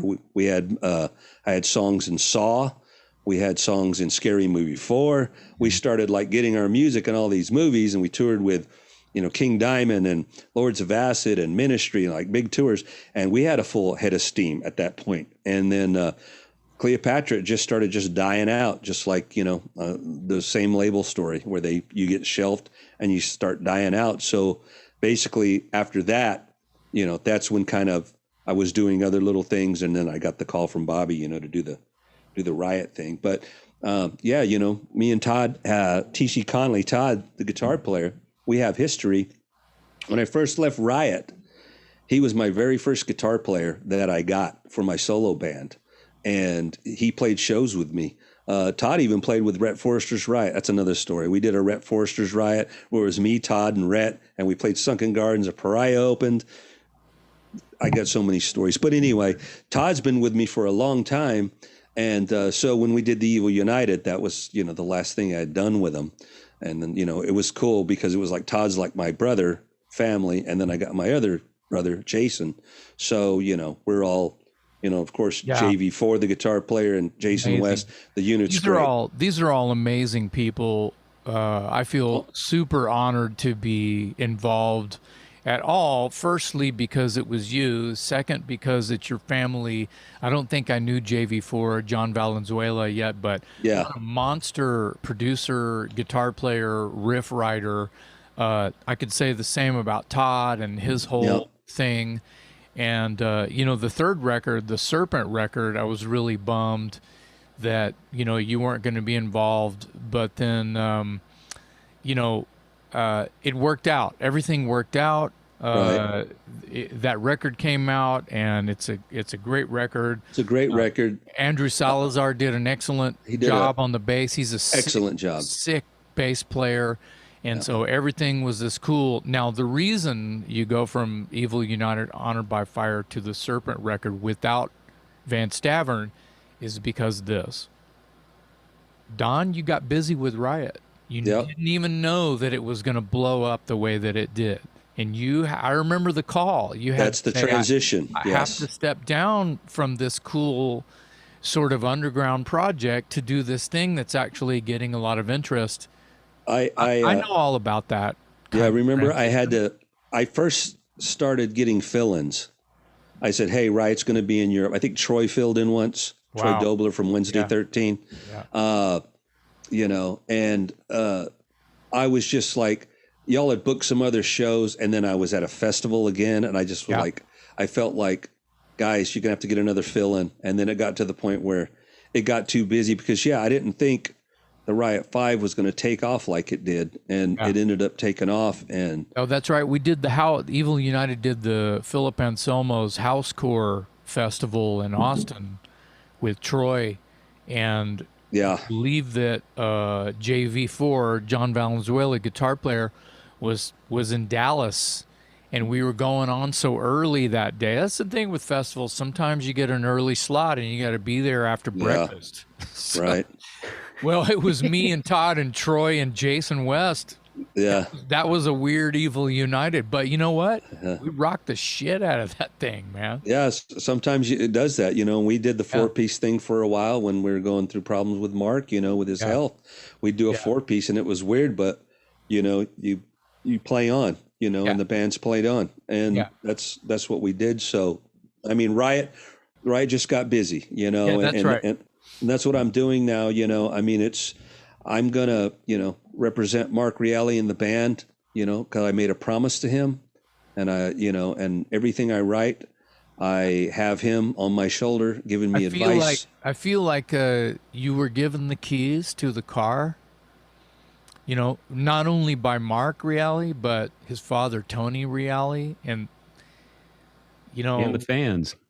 Well, the fans. We're all family, and I know Tony, and we talked to Tony, and contrary to what people might have heard, and I know me and Sandy have had disagreements in that show you were talking about, the podcast. He did bring my name up, of course, in a negative way, and all I can say is we're representing it, we're doing it the right way, and all of Mark's money goes to Tony Reale. All these bootlegs you see of Riot getting released box sets, we don't have anything to do with that. He's making money off of me. It's like, dude, we have nothing to do with that. The only thing I do is I manage Riot 5 on Nuclear Blast and Ward Records. We don't have nothing to do with that stuff. I don't even get money from Thundersteel, even though I was on that record. I didn't get any publishing rights, and I got a little bit of, writer's royalties here and there. But I mean, anything we do now, we created ourselves. It's not about sponging or being a cover band, which he says. You know what I mean? Or you've been given the seal of approval by the family of Mark Reale, who basically is what the Thundersteel thing, and where where Thundersteel began. That's Mark Reale, and all of the things that you guys have been through. And even with your new guys, and we're playing my new style of Thundersteel. You can hear it in the music. It is not the early Riot. This is when I joined. The fact that you're having the brand as your moniker, as your, the front line is Riot. You see Riot, it makes people's ears prick up, and they want to open up and learn the story behind this. I can understand why Sandy might think these negative things about what's going on with Riot. It's like if they see the brand Riot being the flag being flown somewhere, and there's a gig and a tour and a new record, and someone turns to Sandy and go, aren't you playing a gig? No, I haven't been involved in Riot. That's a different Riot. It would be okay for just from the outside to see Sandy say that's a different Riot. Well, what do you mean? Well, he hasn't been involved in so long. Yeah. All they got to do is press play. They're gonna know that that's not Sandy Slavin. And also, sometimes you got to remember that Peter Bitelli was the original drummer. He was on Rock City and Narita, and he named the band. You're a real Riot, Alice. He got that from the Honeymooners. Peter Bitelli was the original guy. Okay. Sandy comes across sometimes thinking that. Sandy played on the iconic Fire Down Under, and I give him props for that. That was an iconic record. But he was in the band like maybe 3 years. I've been in the band like 30 years. So you get to a point where, like, when people talk about that stuff, I would fire back, and then my guitar player in band goes, the only thing you're doing is fueling his fire. He has a small little gang of people, and you're doing stuff on a larger scale now. Don't talk about it anymore. So I was like, okay, but he still continues. I saw the Catan thing, because they're best friends, and Sandy claiming that, I'm doing bad things, and I'm taking credit for Fire Down Under, and they putting Riot V on Fire Down. I'm like, dude, that's internet stuff. I tried to find my music the other day, and it was under The Riot. I'm like, what is that? And then I found out that's internet stuff. That's foul. And there's two guys in LA called Riot, and they're DJs. I'm like, yeah, right. You can't. That's out of my control. Yeah. You can't do that. Anyway, so I'm gonna interrupt here, and Dave, I'm sorry, Don, but before I give it to Dave to basically give a sayonara here and get one last stab at you, I want to tell you thank you very much for being on Talk Louder today. Yeah. Well, thanks for having me. It was an honor and a pleasure not only to be on this show. I've watched a few of them, and they're really cool. I watched Bobby's. It was funny. Awesome. But to be with, some of my best friends that I've known for many, many years. So it was a no-brainer. I'm like, when and where, I'll be there. Yeah. Awesome. and sorry we've had to shuffle you around so many times. You were very patient with us, so thank you for that as well. Oh, that's fine. That's fine, man. I'm good. I feel like we covered so much ground today, and I still think there's gas in the tank, but we probably need to wrap this one up and maybe consider having a part 2 somewhere down the road. Donnie, you've been great today. I've always considered you part of Texas metal history, just like my co-host here, Jason, and it's an honor to have you on the show today and to hear all your stories. Thank you. And with that, I think we should call it a show. Gentlemen, I'm Metal Dave Glessner, along with my co-host, Jason McMaster, on behalf of our special guest, Donnie Van Stavern. Thank you all for listening to another episode of the Talk Louder podcast. Love you. Love you too, Donnie.